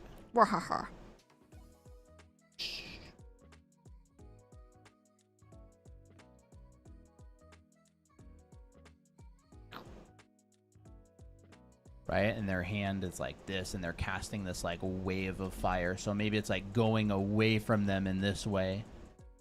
And maybe I'll have it like point a different direction. So instead of like that, it'll be like this. So like I'm planning my design, my 3-dimensional space. Maybe instead of that, it'll be like this. So like the fire will be like pointing this way. Oh, it's like a wave of fire. Yeah. That's cool. We'll try that. And then I'll go in here, make a new layer underneath. I need to be dark enough where you can actually see it. I think purple fire would be cool. And then I'll just take some of my old stuff as reference. Not really reference, but more like a, just so there's isn't just completely blank page. You can see that's what I did here.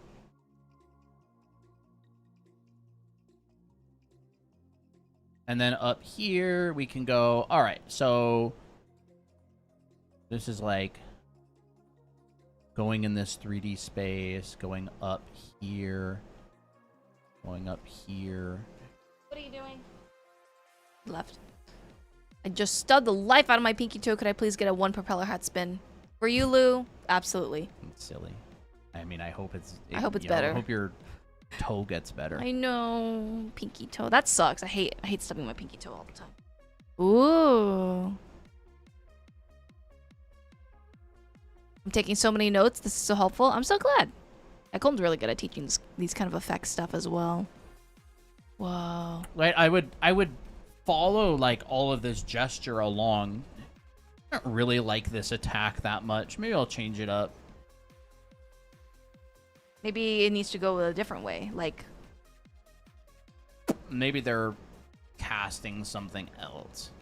Needs to be an interesting shape to start with. Right, we could do like a wall, or like maybe like this. It like grows.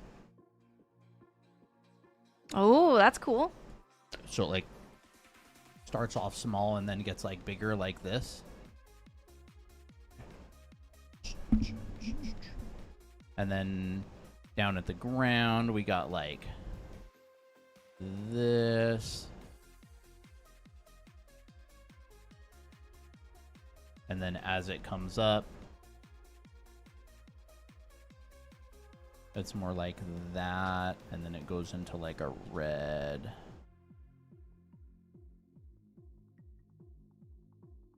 I don't actually like this that much. I think I'll rather do like something like this. Oh, sharp shapes. I like. What would this be in Power World? Fireblade. I don't know.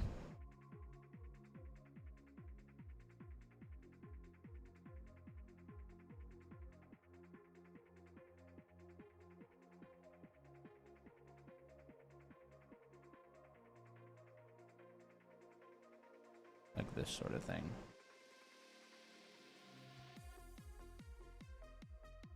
Mm.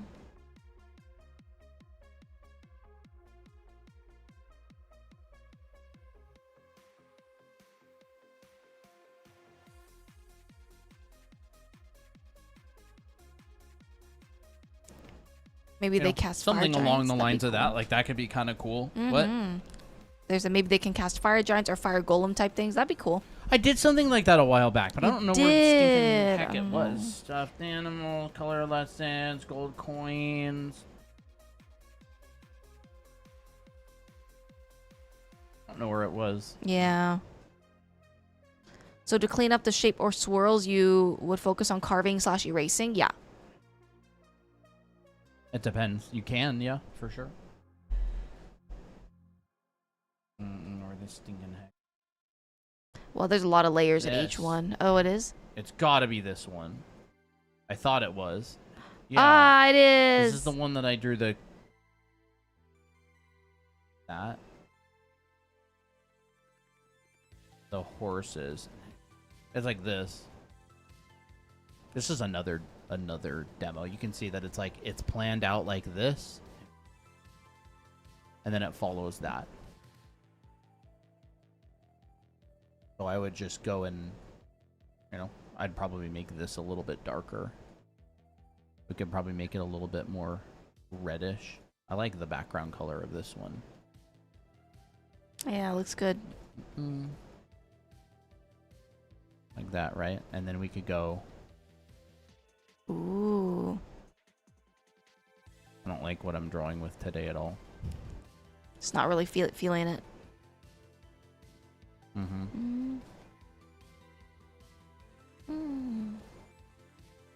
He's a wizard installing a firewall to block out the virus to stop infecting the village. It's a fun way to Sure. it's a fun way to interpret it. Firewall.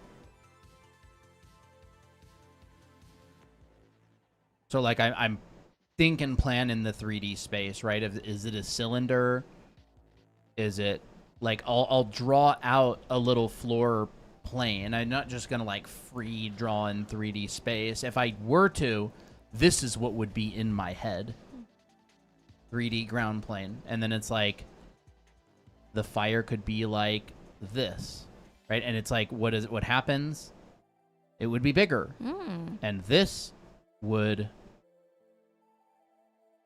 connect to that, and that would connect to that, that would connect to that, that would connect to that. See, like I'm like drawing a bowl, except it would be like loosely on it, like this, right? And it'd be going out in that direction. So it's like if this was an explosion and it had like a ring around it, and then this would probably be, where would this ring be? Oh, it'd be at the center. Okay, then it's like the speed lines would be coming out from the middle here probably. And so all of my speed lines would be going back to the center, right? And it's like, it's the same thing. If I were to draw a little grid on the ground, Come on. Circle. And then it's like if it goes like zoop, maybe I'll pull this up and I'll draw a bigger much actually let's do this. Pull it up a little bit, draw a much bigger one. Here's my minor axis. Draw around it. Then we could go, that's not really right. Like this, right? It comes out, boop, and down, out, and down, like I'm planning this 3D space. And then this could go, zoop, zoop, zoop. Still according to plan. So this could be like the smoke coming out like a whoosh. And so the smoke would go along this.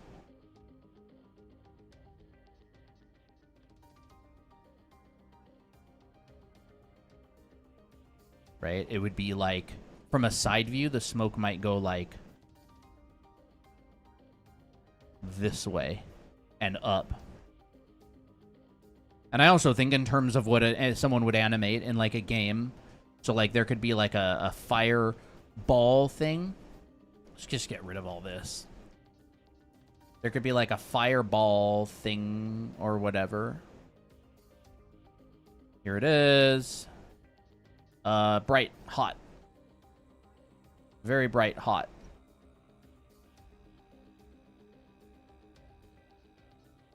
And then it could have this type of thing coming out like smoke. It's like coming out off of the ground, and then this could be like...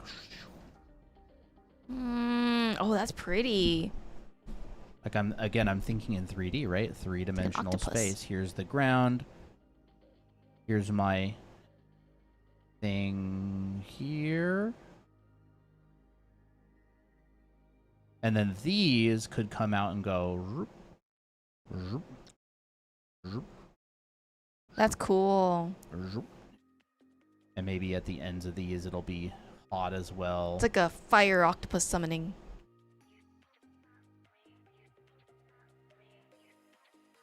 Right? Like, these are planned out in 3D space. I feel like a lot of people don't think about the 3D when they draw it. And those that do, a lot of the times, maybe they can't pull it off. Mm-hmm.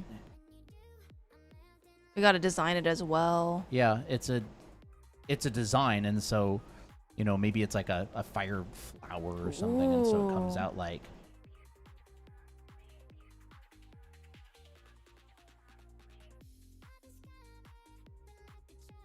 Fire flower's cool.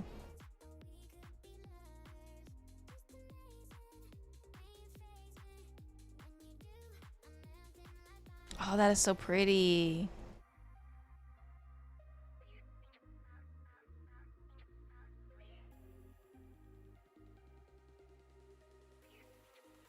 Whatever, and it is a three-dimensional geometry. So you could come in here and actually mark out like what is happening three-dimensionally and break it all down like, oh, I've got this part, it's a cone. And then I've got this part, and this is coming out from the center of the cone like this. And then we've got, I don't know, this part. And then we've got kitty. Kitty. Kitty. This part, it comes up. And then it's like this. And now we go 1, 2, 3, 4, 5. Up. 1, 2, 3, 4, 5. This one connects to this.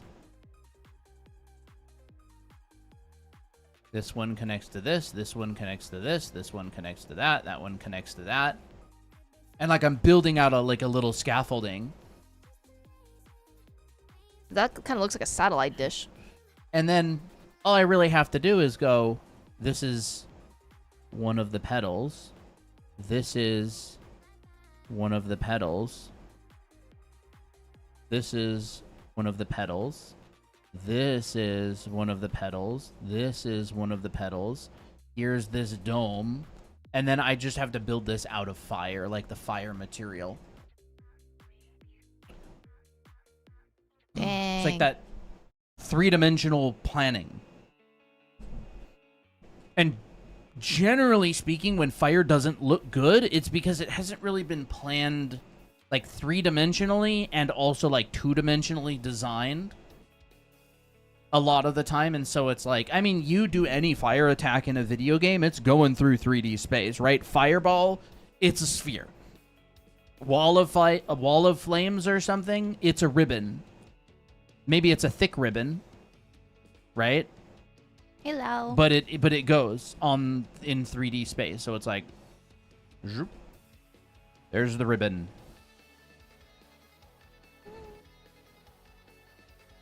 Like a smash attack, it's a disc or a cone that goes out Ooh.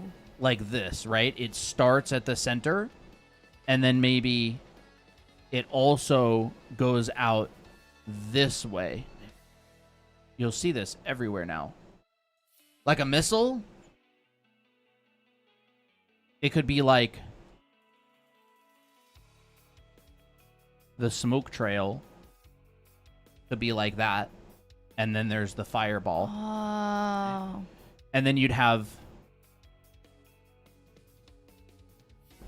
maybe like discs around it as it goes, right? Maybe it wouldn't be that bent. Maybe it would be a lot straighter, like long hair or like straight hair. It's just got like a little bit of a curve to it. And it sounds like... I love how Poppy's is watching you draw.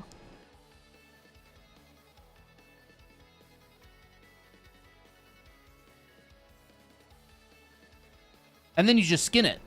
Like, you reskin the volume. Is it fire? Is it smoke? Is it magic? Is it dirt? Like, whatever it is, you're just saw the skinning it effect. as that, right? It's like, if it's smoke, it could be like, there's like smoke, right? And what is this? Are they speed lines? Well, here's my center point, and then all my speed lines would be focusing on that. Or, you know, you could have your speed lines as like that. And like, what would this look like on the ground? Or what would this look like going away from us? Here's our ground plane. Here's our smoke cylinder. Here's our ball at the end. Here's the point with a disc around it. Here's a point with a disc around it. Here's a point with a disc around it. 3D.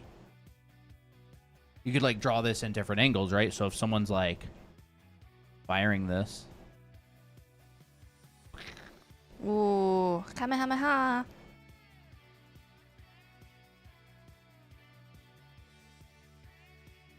That's good.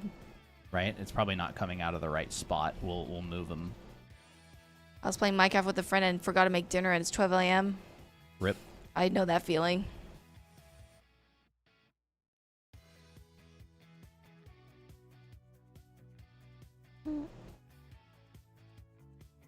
How could I go about making my fire look less stiff? I'm lacking fluidity. It would be like gesture. Mm-hmm. Right? There's magic. Oh, no. Ah! So this is it. Oh, no. Got vaporized. Ah. I'm blasting off again. Right? Like, this is the underlying construction of something like this, and then you just draw over it, make it pretty. Which is a challenge in itself. Oh, no. And that's like, what? How do you draw something like a form going away from you? It's like you'd get overlaps, you know, whatever.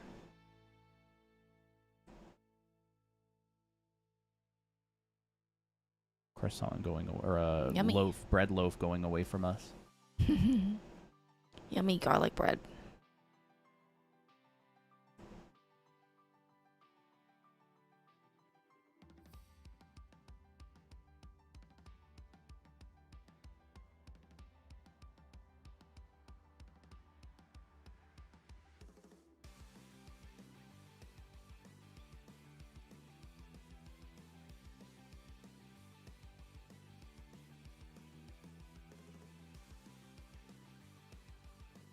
That looks good.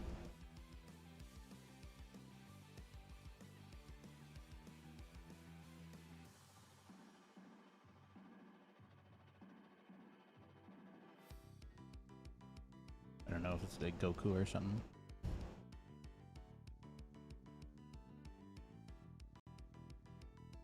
They would split the clouds or something if they're in the sky. Yeah, and then look at this. You have the ground, so you know that you would get this sort of thing. And then on the other side, you'd have... Oh, that works, right? Oh, that does work very well. 'Cause again, you're in 3D space. What? No, someone's asked, how do I draw hands in a simple way? We have a few hand TikToks. You can check those out. Lou says, eating my second instant ramen of the day. I'm going to enter my flow state.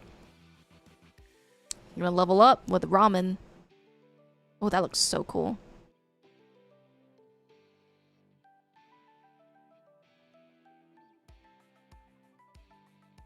Right, and then you just go over it. Go on, say, Pinterest. Go on your effects page. Oh, yeah, interesting. Where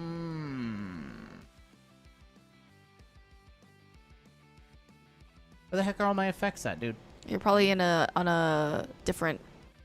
I've You're probably not on effects, right? Is this your... Oh, okay. What the crap is wrong with Pinterest? Did You're I probably say on Instagram earlier? I meant You're probably on a Pinterest. different funnel. So Oh, you probably yeah, have to go to your actual effects page. Here we go. Now we can just like look at some reference and go, well, how do other people treat it? Like, You have to copy paste it. I know it used to do that, but now it doesn't for some reason. this is cool. Ooh. Oh, wow. This is familiar. Interesting. Oh, wow. Drawing boxes is relatively useful, I guess. Yeah, you go over it. We go take that to the side. Come down here. Copy, not copy. Turn off this. Paste. Make it bigger. Oh. Find some reference to see how other people treat this kind of stuff. Just effects and smoke and stuff like That's that. What? Just the green one. That one? Yeah, that, that like, one's smoke cool. thing? Yeah. That's kind of interesting. How do you get started with digital art? Is it a specific tablet or is there an industry app? Any app is pretty good. Mm-hmm. Krita, Clip Studio, Photoshop, Ibis.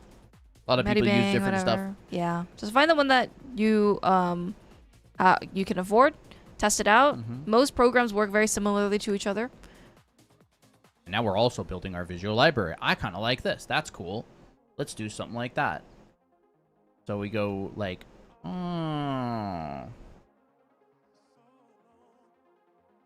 Again, we have our center point.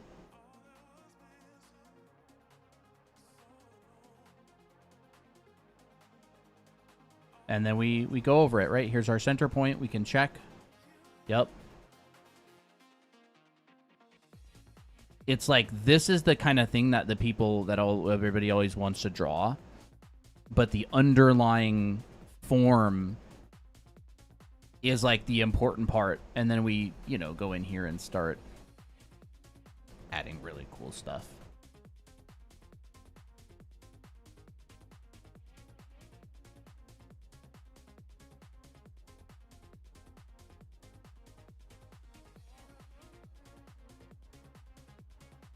Center point.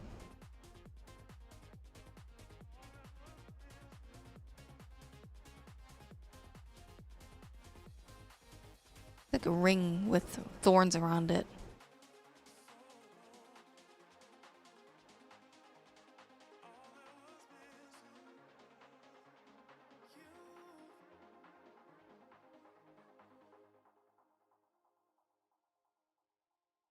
And this would be like a rock, right? And we know about rocks. They're just a shape with a corner on them.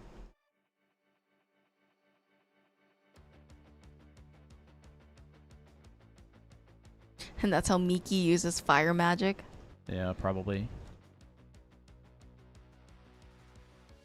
She would be like a Megumin, like she would only focus on explosion spells or something. Yeah, I would think.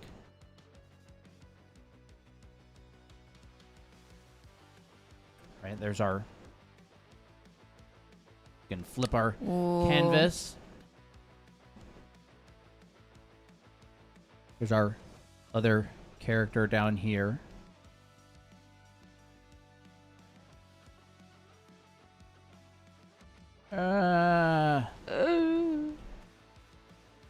I'll go in the same direction.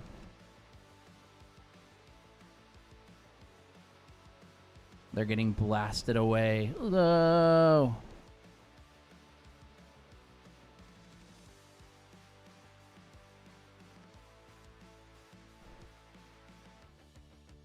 This is not my specialty. I'm very unfamiliar with these kind of effects, so I have to find reference of how other people do it. I should put more practice into this sort of thing.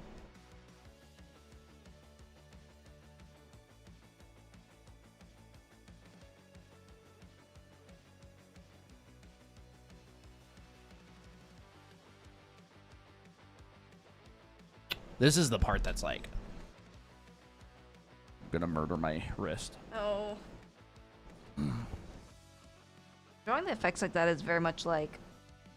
Crap! I just lost the word. I was just gonna say something profound, but I failed.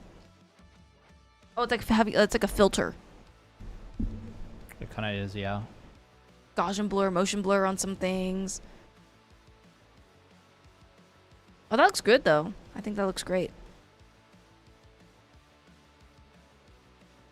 Yeah. All right. I'll just.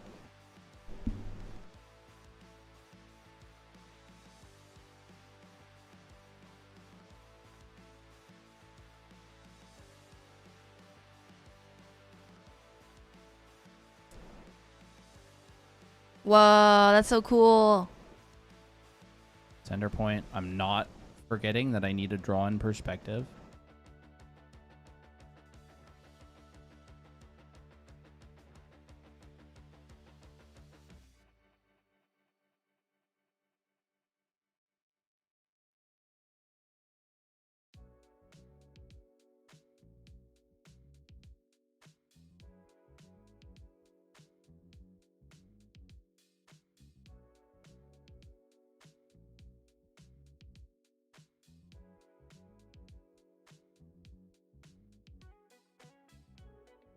I can already hear that boom pew sound effects. Mm-hmm.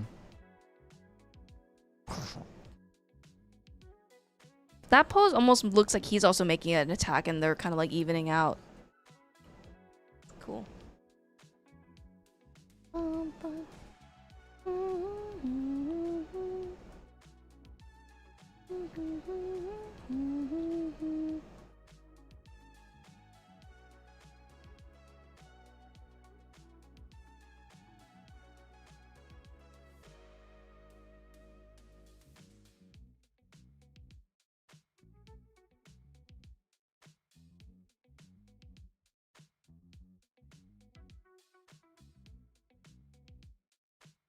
So it's like it's all on this three-dimensional space right here.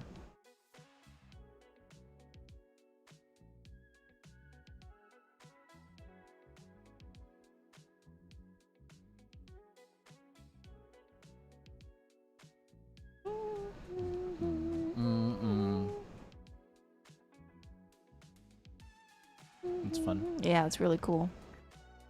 Thanks for the gifts.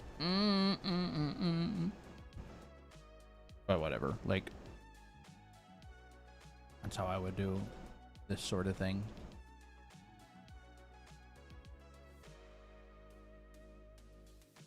Hey, May.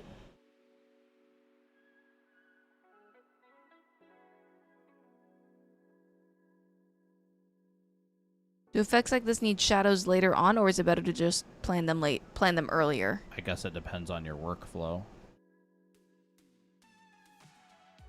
Sometimes they don't add really any shadows, other times I guess they do. I would honestly just be looking at like some reference, see what they do. Like you could add it later. You could add it here. Like you could use the hatching as the shadow. Yeah.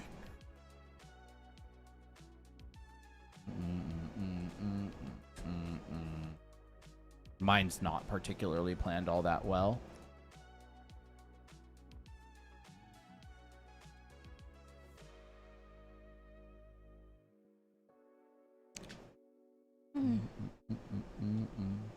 But anyways, I like it a lot. that's the process that I would use, right? Just building up very simple forms.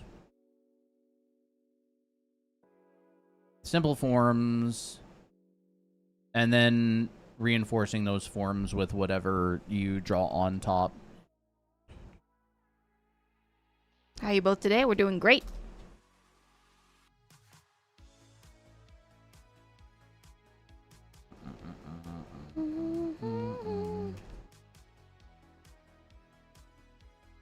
I also think it also depends on the effect. Like if the effect is just pure light, like maybe you won't really cast a shadow or something. Well, any object that the light is hitting would cast a shadow. Oh, that's true. That is true. You know, you could have like an object, or you could have like a light. Let's just say like, oh, this ball is light, right? And you can have like a ground plane, and this ball is like here. And you could have like rocks and stuff positioned around it on the ground. Like these rocks, to me, would probably get shadows from this, right? So it'd be like... Wait, that makes sense.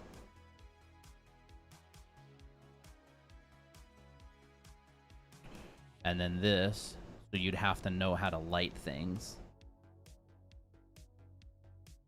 You mentioned using gesture to practice fire fluidity. How would I go about that? A lot of times with fire, like there's a general like main, well, depends on how big the fire is, but like if you're doing like a flame and it's a designed flame, maybe like it's going upward in an S-curve motion. And a lot of the other smaller shapes just follow that gesture, for example. Fluidity with fire has to do with like what's the general trajectory the fire is going in. Is it going in an S curve? Is it going in a C curve? Is it really long? Is like a line of fire? And so like that's part of the gesture. And a lot of the time fire is not exactly straight. It's quite curvy unless you turn it into a laser.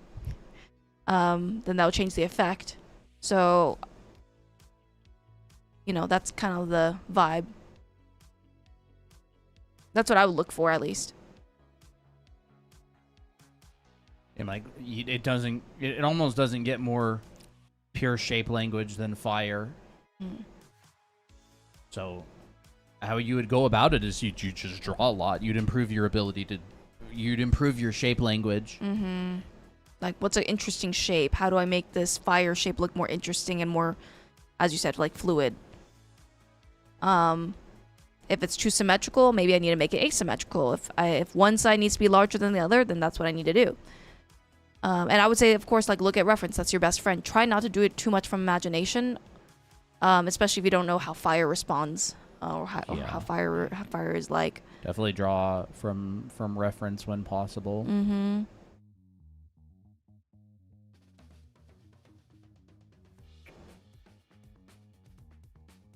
That's cool looking. I like that a lot. Yeah, we could do something like that.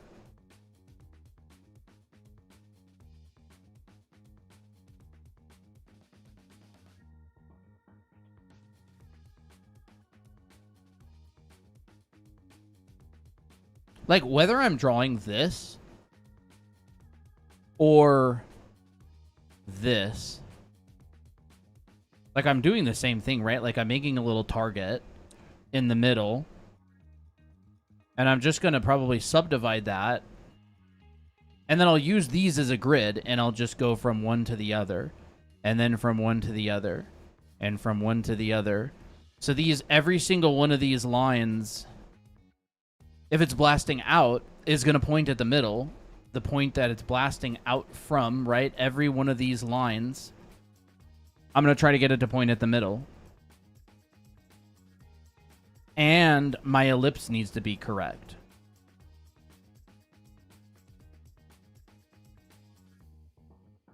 Like, that's essentially what I'm doing here. Like, these lines are all pointing at the middle, which is like where the light is, right? My shadow, I don't need to calculate the shadow exactly. This is like pointing at the middle.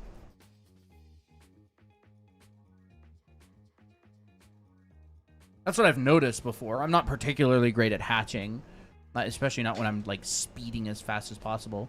But like, let's say we have a box and it's being like blown away. So maybe it's like bent, like, whoa, it's like blowing away. So we can take this box in the direction that it's blowing away, and we can just replace the edges of it with speed lines, and your brain connects the dots. It's like, ah, it's a box. Whoa. And then maybe lines with hatching. Down here, it's like something like that. And then maybe down here, it's like, oh yeah. Especially if someone's on it. It's like, whoa. I love drawing like the little vaporized human being, or vaporized human being, like, ugh. Or like, oh no. And here's like the laser coming in, and or maybe it's like this giant. And then obviously, if the light's coming from this direction, the shadow's going to be on this side of it. So I might just plop down a little indication of a shadow. The back side probably going to be a little bit darker.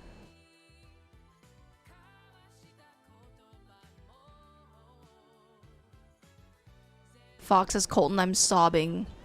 I can play Power World so smooth now. Really? So the RAM worked. That's great. That must feel good. Are you guys married or just friends? If you are, you both are really cute. Thank you. Yes, we're married. So many again, innocent people getting vaporized this stream. Like, Rip. this is, I'm kind of switching to a little bit of like a fisheye lens here for dramatic effect. And my rocks are still rocking, right? Your rocks need to rock. Yeah. Look like rock. She says, it feels so weird and it's so good, no lag. I'm going to test how well I can push my graphics. That's awesome. That must feel like you can breathe now. I was like, oh my gosh, I can move. It's crazy.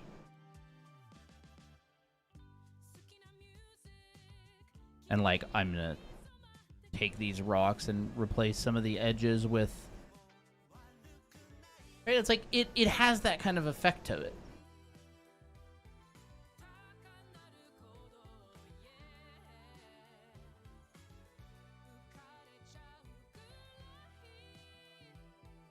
There's the shadow.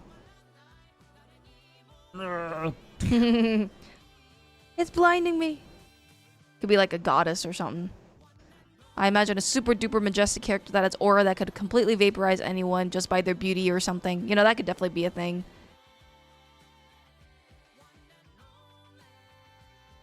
When you are drawing those dynamic, dramatic looking manga panels and draw it, it makes me realize how important of box. Yep. I mean, yeah, primitive forms is so important. Like, every single one of these things is like primitive forms, primitive forms. I don't know what impact frames are. This is just what I've observed from looking at manga and looking at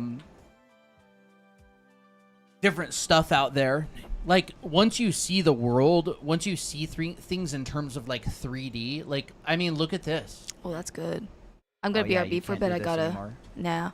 You gotta what? I gotta BRB because I gotta make my thing a bit. Or prep it. Do you want to just wrap up? Yeah, we'll wrap up, but I want you to finish this first. I am. Want. Okay. Like, this, it's so obvious here. Dinner? Yeah, dinner. Look at this. It's an onion ring. It's another onion ring. It's another onion ring. And then all they've done is kind of just like frayed the edge a little bit in like a way that points away from the center, right? All of these things are pointing away from the center. That's what they're all doing. It's like the motion of it. Oh, look, here's a cool one. I've never seen this one. Oh, that's a cool one. Oh, I like Oh, that. what do you know? It's a disc.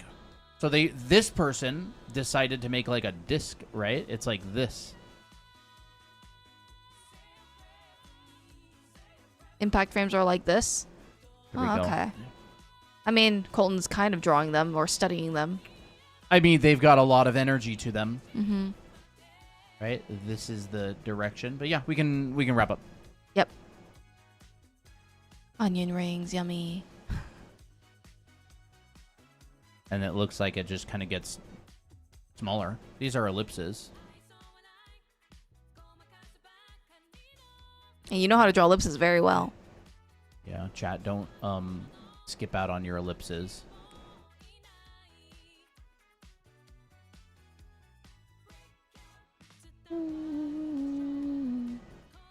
Ooh. For a second, I thought that was going to be a dome, but you actually cut a crater out of it. It's cool. Anyways, that's gonna be it for today. That was fun. These are silly. I like them. Ah. All right, everybody, have a good night. Yes. And we'll be live more later on this week. Mm-hmm.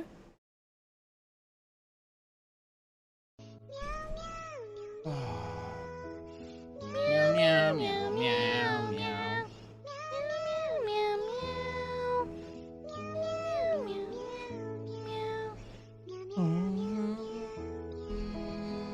Still have juice left.